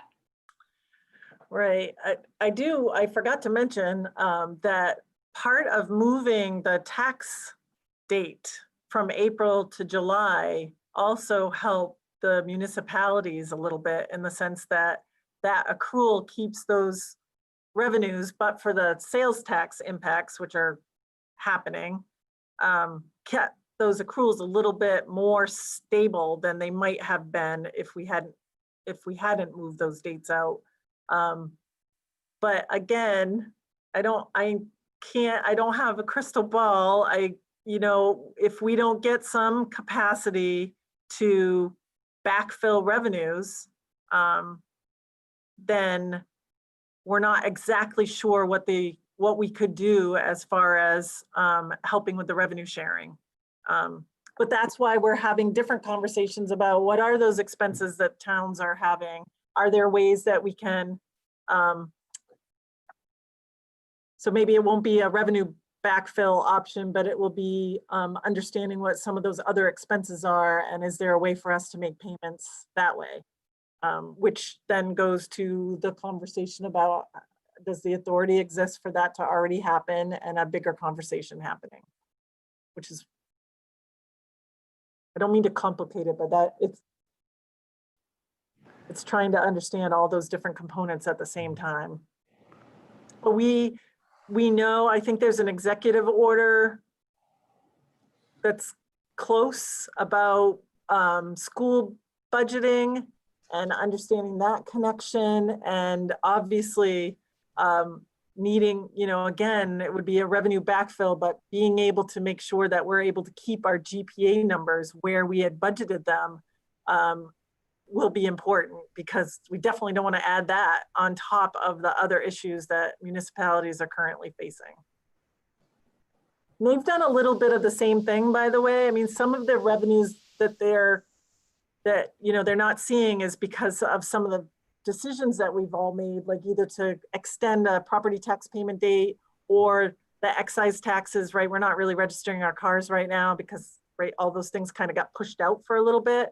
And so some of their revenues are going to be coming in at a different time, similar to our tax deferral. So I've got Senator Breen, Representative Keschel, and Representative Peirce queued up for questions. So Senator, it's all yours. Thank you, Mr. Chair. Commissioner Figueroa and Dr. Allen, I just want to go back to state revenues and sort of the big picture projections before I talk a little bit about CARES Act money. We have stress tests, we have information from the 2007 to 2009 recession that help us develop formulas and models to sort of predict revenue downturns due to the recession we're currently experiencing. And I understand that those are appropriate tools, and we'll continue to use those tools and then also plug in real data as time marches along. My question is, given the federal government's response to this recession, which is some ways similar, some ways different than the last recession, do we have models that we can use to make some reasonable projections, since we have things like the PPP, like additional unemployment eligibility, like $1,200 stimulus checks, things like that, where the federal government, for instance, the spreadsheet that we have in our packets, that federal departments, and I assume Commissioner Figueroa, on that spreadsheet where it says on the left, it says department, those are federal departments, is that correct? Yes. Yes, so these are federal departments where they sent money into Maine, some directly to state government, but in any event, the federal government has behaved differently. And you can say whatever you want about it. I'm not trying to qualify that, but it has behaved differently. Do you have models or formulas or information that will help us project into the next 6 to 12 to 24 months, given what the federal government has done over the last 8 weeks and might do in the future? So the answer is yes. How good those models are and those projections are given the current environment is another question. So, the CEFC is coming back at the end of June. They are going to hear from Maine businesses across a broad array of sectors of the Maine economy. And then the forecast that they develop will be informed by the two national forecasting companies that we subscribe to, Moody's Analytics and IHS. So, and both of those forecasters certainly will take into account and have taken into account all the federal programs that have been enacted and implemented over the last couple of months, and what impact they think that will have on the economy. But a lot of those are scheduled to end. The additional unemployment benefits, I think, extend through the end of July. All you can do is go with what you know. Now, a lot of times those economic forecasters will make some assumptions about future congressional action. That they'll say, we've built into our forecast another $1 trillion of federal relief, some of that to states, some of that to individuals, some of that to businesses. They will make those sort of assumptions. We can't do that in sort of developing our revenue forecast. We have to go by what the current state and federal tax laws are. But those economic forecasts can be dynamic in that way. Yep. Okay, thank you. And then with respect to the CARES Act funding, other members of the committee and my caucus have certainly heard me say this, but just for the sake of the rest of the legislature and the public, typically when we do our work with the Appropriations Committee does its work with the governor's office and the DAFS Commissioner around a budget or a chunk of money, we have a document called a bill. The governor proposes a bill with it might be a 4-inch tall bill, but it's a bill nonetheless. And then we have a process where we have public hearings and we have negotiations, and even when past governors maybe have not introduced supplemental budgets, this committee has developed budget proposals that we've negotiated, again, through a bill that we generate as a committee. And what's different and novel about where we are today is that we have this money that's landed in state coffers. But there's a couple of things. Number one, the legislature is not in session, so we can't introduce a bill, anybody. But number two, we don't really have a process or a vehicle or a document that we are using as something we can all contribute to, draft, redraft, put out to the public, put out to our colleagues. So I think part of the challenge, and I don't think it's insurmountable by any means, but part of our challenge as a committee and with the administration is to develop that thing that's going to be the tool where we submit proposals and we have a process where folks can weigh in on it and the public and the media has access to it. And we have a process where we can draft, redraft, vet again, draft, and that sort of thing. And that, I believe, at least until we're in session again, that's going to fall largely to this committee and the administration. So I think that we are certainly up to the challenge, but it's not going to look and feel and act like our normal course of business when we have a budget bill in front of us and we have a process that governs how we do our bills. So I just want to put that out to our colleagues and to our to the members of the public that this is one of the ways that we're in new and uncharted waters. So we'll get there. Yes, thank you. Thank you, Senator. Representative Cashel. Yes, as many of us have, we have tons of questions, but the one question I'd like to ask right now is, first, we have huge amounts of money coming into the state of Maine from the federal government. And with that, fraud activities increase, as we've seen in the Department of Labor and the unemployment insurance checks that have been issued to large numbers of people that aren't even unemployed, they're retired or didn't apply for it. So I'm assuming that this kind of fraudulent activity can occur across the various departments in state government. So what enhanced safeguards or mitigation activities are you planning, or is the state planning to mitigate or reduce this level of fraud? Because we're talking literally millions and millions and millions of dollars that could be wasted.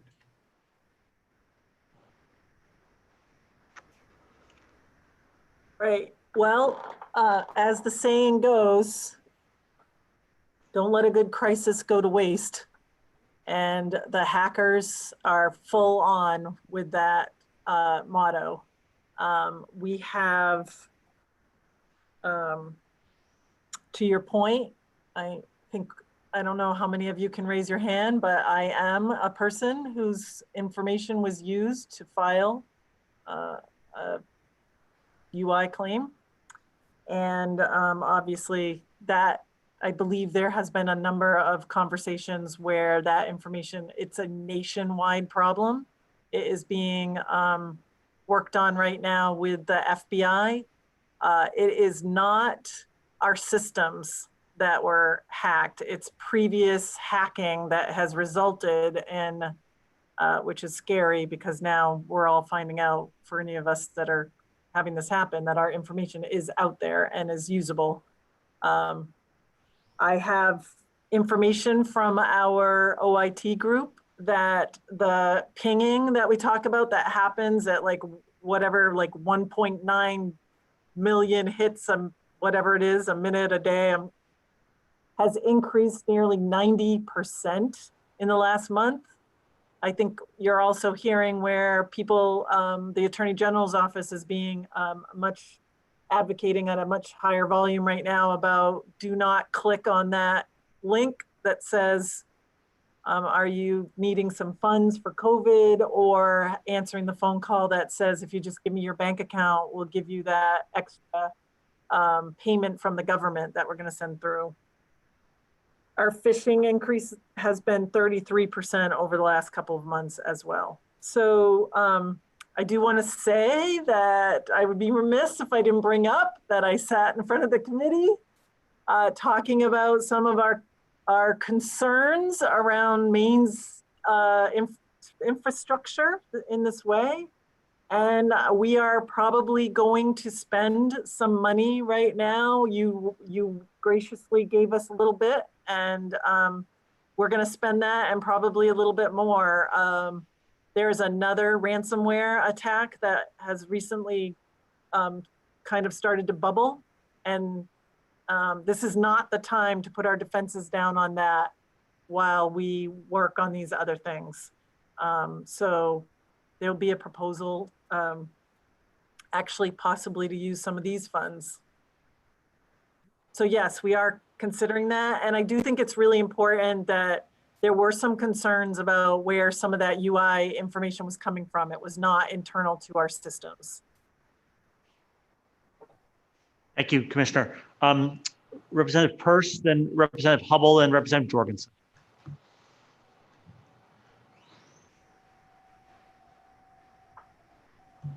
I'm Teresa, gonna, you're up. Yep, go ahead. Yep.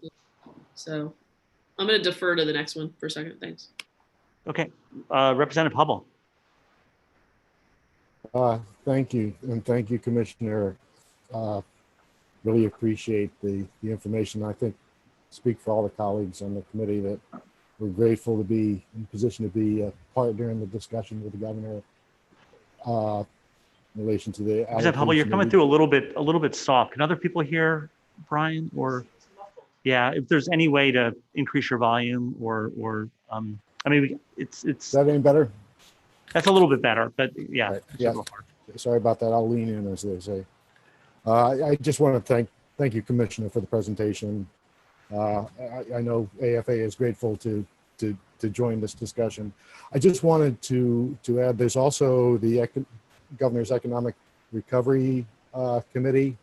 It's charged, I think, on the July deadline to come up with plans to stabilize and support the economy and businesses. And I was wondering, particularly, I guess, in relation to time frame, how you see that process blending with this committee's.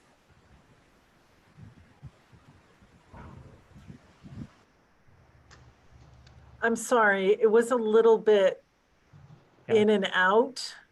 I think the essence of the question, Commissioner, was how do you view the work of the Governor's Economic Recovery Committee, sort of, dovetailing into the things we're talking about today? Oh, okay.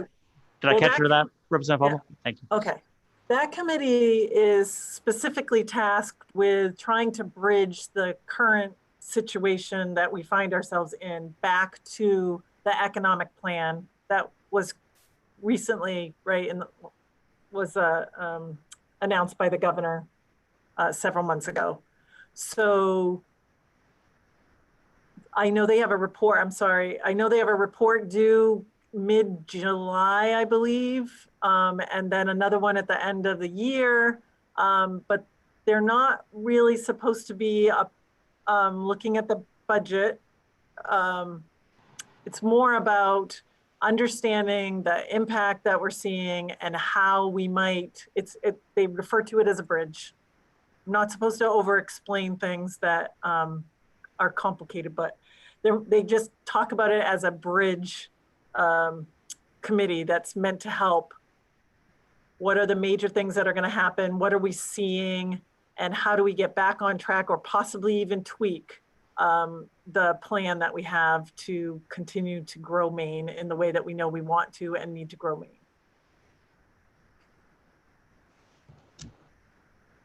May I just say, I think that there may be a difference in understanding of that mission on the committee itself in relation to the July report. I think that committee may be presuming that it has some input in relation to immediate need and access to whatever the available funds are. I think it would be hard for that committee to meet and not feel like, if they are a group of people who are definitely connected to what is happening in Maine. So it totally makes sense that group would probably bring some thoughts of, like we keep talking about that list and we don't know what we don't know. That group probably will be able to add to some of the things that we currently don't know. But I don't think they're meant to interact with appropriations or even really be a part of CEFC or revenue forecasting. Will all be good information though for CEFC and revenue forecasting to have. Representative Jorgensen. Thank you, Mr. Chair, and thank you both of you, Kirsten and Dr. Allen, for your presentations. It's really been helpful. We've talked a little bit about revenue sharing, and a little bit. I think we've touched a little bit on general purpose aid, and I know those things are hanging out there a little bit, or particularly revenue sharing is hanging out there, as you've said, awaiting further guidance from the feds. And I just can't overstate the sort of white hot nature of the interest in that among people in the municipal community. I guess one area that I was wondering about is, might there be a way of directing some of the money we've already received to more directly toward police and fire services, which are incurring a lot of unexpected costs directly related to this. And then the other area I was interested in finding out a little more about is whether there's any thought about allocating some of these funds to help offset the cost of elections that are coming up and making sure those are done safely and effectively. I guess the other thing I'd say about the elections is I remember right before we left, one of the other areas we were unable to find agreement on was there was some kind of a election-related shortfall that was in the supplemental budget, but we couldn't agree on how to deal with that. And I just wanted to know if any of those things have been considered at this point and where those are going. And just wanted to have your thoughts on that. Yeah, I'm sorry that I don't really, I know that there was actually federal funds that have been allocated to the Secretary of State for elections, but I don't know the details about them, but I'm happy to follow up. There were some questions asked on a couple of the other items, and I have those answers, but I don't have that one. And you're right. I want to say there were a number of things in our supplemental that had us wondering about some end results in the fiscal year 20, and I have lost track of that particular initiative. So I will check in on that one as well. Sorry, I don't know the answer. You all set, Representative Jorgensen? Well, maybe, and then just also just wanted to, again, put out that hope for maybe something around fire and police and some of those things which are, you know, very COVID related and might be easily, you might be able to do something with more readily. Just a thought. Thank you. Representative Peirce? Thank you. So there's some Treasury guidance around the how we could spend some of these expenditures that are incurred to respond to second order effects. It's very technical, obviously, because of employment or business interruptions. So I want to ask about a very specific example about how you're thinking about this and the administration is thinking about this. For public health real reasons that I appreciate and give the governor great credit for, she changed an opening date down in my neck of the woods in Cumberland, York, and can't remember the third, Androscoggin County, around whether you could dine in or inside a restaurant. And she changed that to you can only dine out. So restaurants were gearing up, getting ready to go, purchasing things. And because of public health, because of COVID, we changed the date that they, to a date uncertain, they might be able to do that. So they incurred some costs, which I think are directly related to COVID. Is there a way to that businesses that were affected that way are able to quickly get that information to the state so that they could be reimbursed for that? Or what's the process here for those type of things that are immediate, have, you know, a direct impact on ability to continue to pay rent and, you know, move forward, and understanding, of course, that it was a public health decision, which I firmly agree with. Not to interrupt, but they also involve perishable food. So there's might be some time sensitivity. There's some time sensitivity to that, and you know how you might, you know, redistribute that food, right? And that might be some cost incurred there to feed people who are hungry. I think kind of a real world example that just happened. So we are in the process of developing kind of like it's not really an application so much as it is just a statement of need. And I think that what you've seen from some of the other states, like I said, New Hampshire, Texas, they have 30 to 40 pages of a quote unquote grant application. And I think we probably need to do something a little bit less paper pushy than that.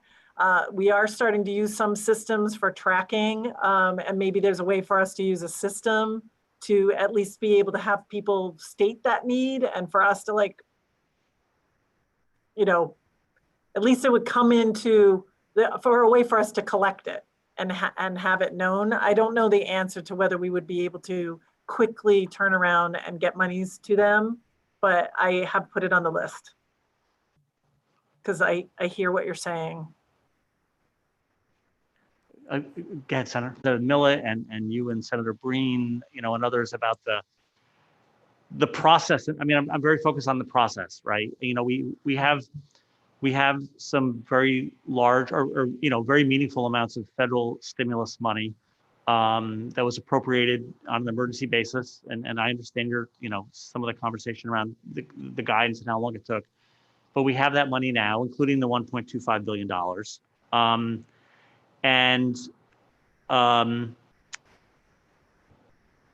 I'm appreciative of hearing you say that it's important to the administration that the legislature work together with you to try to figure out how to utilize that money. And that's one of the reasons why we're here today, and we're going to be here in the future.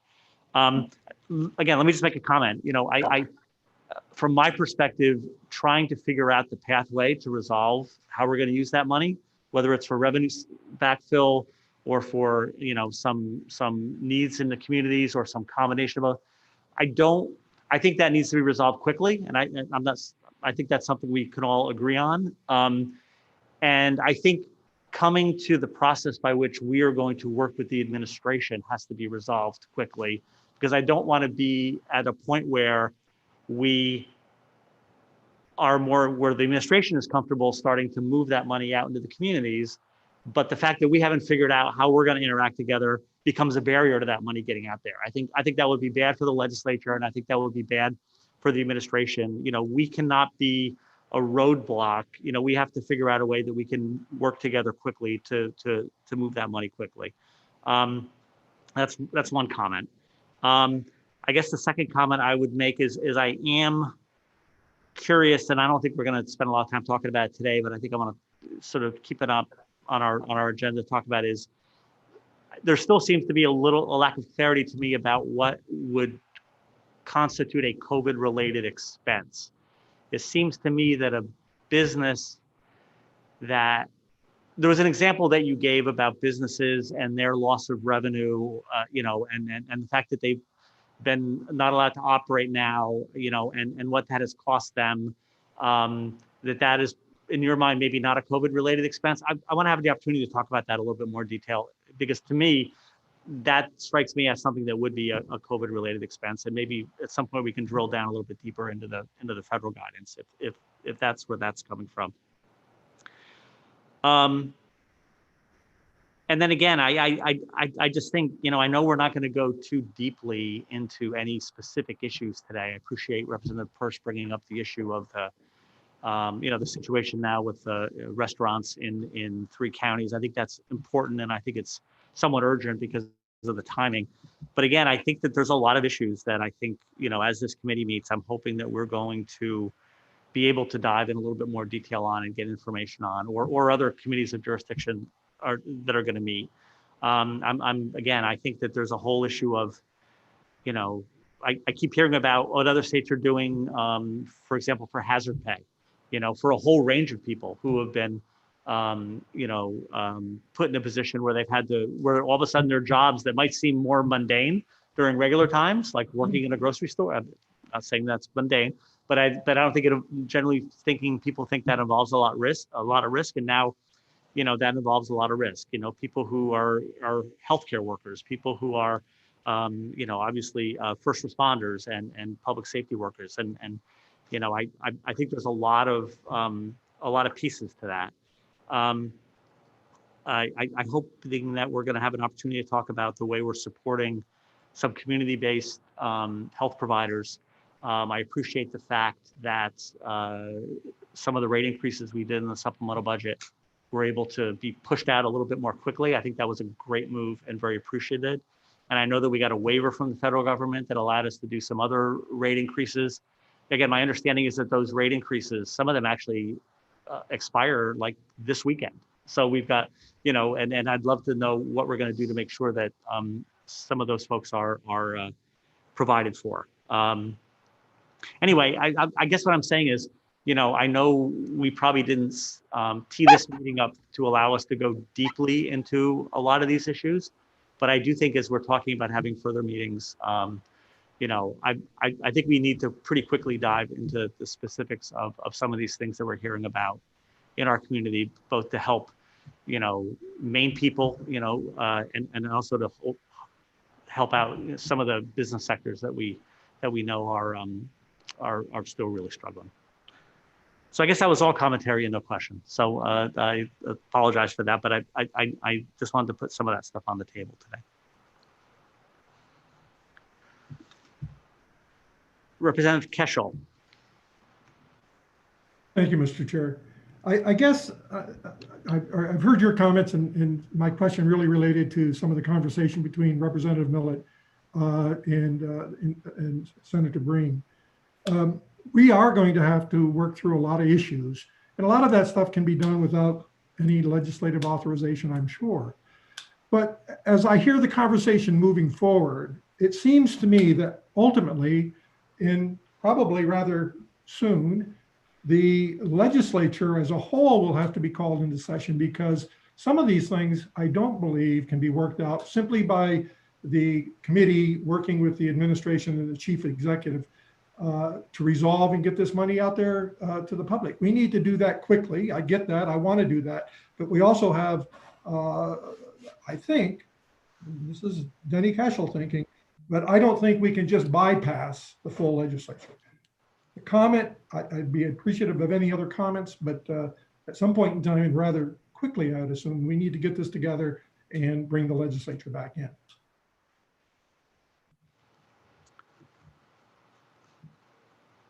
Any other questions? I'm looking at the raise hand function. I'm looking at the members on the screen. I see Representative Jorgensen raising his hand. Go ahead, Representative. Thank you very much. Maybe this is just a question for going into the future for the next meeting or something, but we've had such a lot of gyrations in the markets lately. I'm concerned a little bit about what this is going to do for the UAL and the just what's happening in the pension fund and what does that mean for the state. I'm not entirely sure what that means. So if we get an update on that, maybe at some point, that would be useful. Thank you.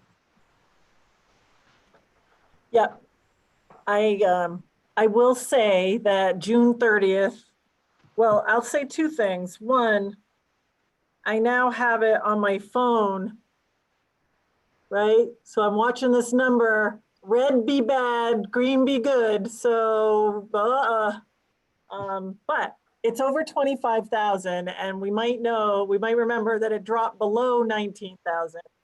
The date that really matters for MEPRS is June 30. So I don't mean to, you got to do an assortment of things when you hit a time like this. And so I would say a little bit of finger crossing that the closer that number is to 28, the better for our, it impacts our 22-23 budget, right? Every 2 years, we do this actuarial thing, and then that result comes over and we have, so it's not about the solvency of our pension fund so much as it is the assumption based on our discount rate and et cetera, about our impact to our per person, cost. So yeah, it's that's over great. 25,000 now. So it's headed in that direction. I'll tell you, the 19, very, very bad. We do not want that number. I appreciate that. I have not actually opened the retirement statement account statement in months now. I just don't even want to know. So, but I appreciate hearing that. Thank you. That's right. And there were a lot of things like where it was in, trying to do a year over year figure on March 29th. That number was crazy low, significant, but similar to our traffic counts, right? In that third week of March, our traffic was some 49% below from a year to year. And the third week of May, it's 28% lower now, or 22% lower now, right? So we definitely did a dive and are coming back out of it. And any closer that we get to 28,000 on the Dow on June 30th will mean the same for our MEPRS rates. Representative Miller. Thank you, Mr. Chair. Just a quick follow-up to Representative Jorgensen's question about the UAL and Maine PERS and the 22-23 funding expectations. which is down the road a bit, but I did mention this on a recent chairs and leads discussion that Maine PERS Director Sandy Matheson would be more than willing to give us an update in terms of how things will shake out on June 30th, various models and so on. So if this committee were to be meeting again in June, and I've heard some comment about maybe even as soon as next week, but maybe later in the month, I think that's a valid topic for consideration Sure, by the committee. I think as we've talked about future agenda items as we start meeting more regularly, I think that is definitely on our radar. Again, I think we thought that today was probably not the right day to do it, and maybe closer to either right before or at the end of the fiscal year might be a more appropriate time, but it's definitely on our radar. So thank you for bringing that up. Okay, I am looking around. I'm looking everywhere I need to look to see if anybody has any additional questions around the horseshoe, on the screen, in the chat. So I do have just a couple of questions that were sent to me ahead of time. Right. So there were some questions that were sent to the commissioner ahead of time, and you've got some answers for those. If you could go through those, that would be great, Commissioner. Thank you. Okay. So one of them was, as part of your briefing, would you include an update on the $20 million for the fishing industry? That's one of the separate grants that was received. And I have here, you know what, I have information. Maybe it makes more sense for me to just write some questions and answers and we post them. Is that? What I know about that is that the NOAA made their allocations based on a multi-year average. And I'm trying to find. Respondents favored using the funds for direct payments, understanding that dividing up $20 million among all eligible individuals would result in very modest payments. Based on the number of licenses sold, nearly 20,000 annually, there are likely approximately 12,000 individuals or businesses that would be eligible for the funds. So I think that they are still figuring out what they're waiting. Yep, they're waiting for NOAA, but DMR is in the process of determining how those funds will get spent. And I think a really important thing there is the $20 million, in other words, was a very low number for Maine's commercial fishing. Considering its impact to our economy, which is why I know that the commissioner of DMR is working very hard with the constituency, with the delegation, talking about the next round, which talks more about closer to $180 million coming into Maine for its commercial fishing industry. There was a question about the $52 million that came to DHHS, the testing grant, the expanding testing. And right now, I don't have an exact budget for how those funds would be spent, but they are, primarily they're meant to expand the state's lab capacity, bolstering rural hospital lab capacity, and possibly some drive-through testing sites. There's a conversation about getting a mobile lab, similar to one of those little extra schoolrooms, so that we could have more capacity. And I think more information about that comes out often in the press conferences as Maine has significantly increased its ability to test. And I know that you all know, or hope that you've heard, that we have testing capacity now such that we don't have to triage our testing. If you are in a category where you should be tested or your doctor believes you should be tested, you can now be tested. In addition to the testing that's happening in the nursing facilities where universal testing will happen if there's even one case now. Another question was about those rate increases, Representative Gatine, asking, is there any estimate of how long? So we're talking about the waiver rates and some of the provider rates that were changed. And basically what we've done is in the payment in the claims system. So the broad set of waiver services that had specific waiver increases were direct care staff, home care, respite, residential support, group homes and shared living, and day services, community and work supports. And basically what we've done is put new codes into the system. About 40% of those codes were in 2 weeks ago, and therefore we're billing at the higher rate. And then the remainder will be available by hopefully the end of this or next week. And then when the providers bill, those higher rates will pay out.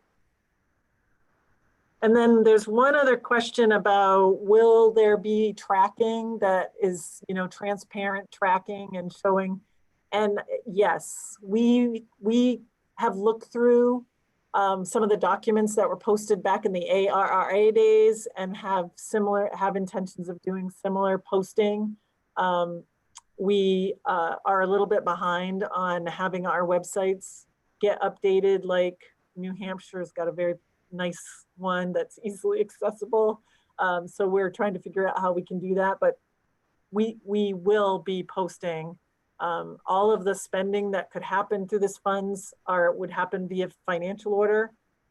So you'll see those, but we'll also track them on a spreadsheet. And that was that. Thank you. I think, Commissioner, you got those questions on Wednesday night, so I appreciate you tracking those down quickly. Oh, Representative Hubble, I see your hand up. Yes, thank you, Mr. Chair. And those first two of those questions, the one about the fishermen and funding for testing were mine. I want to say I appreciate you fielding them. I think particularly in relation to the testing one, when you have more information, I would just look forward to a response in writing if that's most efficient. Thanks. Okay. Great. Thank you. Any other committee questions? Yeah. No, go ahead, Senator. Thank you, Mr. Chair. Commissioner Figueroa, has the administration received requests from entities for CARES Act funding? I mean, and if there are entities out there, before we get, as we're developing our methodology to work together, is there a way for entities who have COVID-related expenses and they can document and account for those? Should they send those sorts of requests to the administration, into the governor's office, and I've been CC'd on some of those, given that, I'm chair of this committee, and certainly other members of the committee may have also been CC'd on some of those. I'm just trying to figure out right in the moment, if folks are thinking that they have expenses that could be eligible for CARES Act funding, what should they do right now? Right. I mean, I think the answer is yes. Some entities have reached out. I'm not sure that I'm in receipt of all of those letters. I mean, we are trying to track them as a part of making sure, like I said, you've got to know what you need to know in order to figure out what your plan is. So I'm not sure a lot of them have specificity other than hopefully you're considering the impact to our insert name here. But if there are, even those letters are helpful for us to, like I said, add to the list, and then that they have been flowing through the governor's office, and that's fine. A lot of them come through their associations. If there is specificity, we're also, very closely aligned with the process that runs through MEMA, so that we can keep track that way. I've written down, and we definitely had the fire, police, public safety impact on the list. So I would say through the governor's office is the best route while we figure out whatever this application or statement of need, maybe more electronically, could happen. Okay, thank you. Okay. I think that brings us to the end of our agenda. Took a little bit longer than I thought, but we also took us a few minutes longer to get kicked off. So I want to thank everybody, obviously the committee members for all the accommodations we asked you to make today. Obviously Commissioner Figueroa and Dr. Allen, again, that was really a lot of information you brought to us today.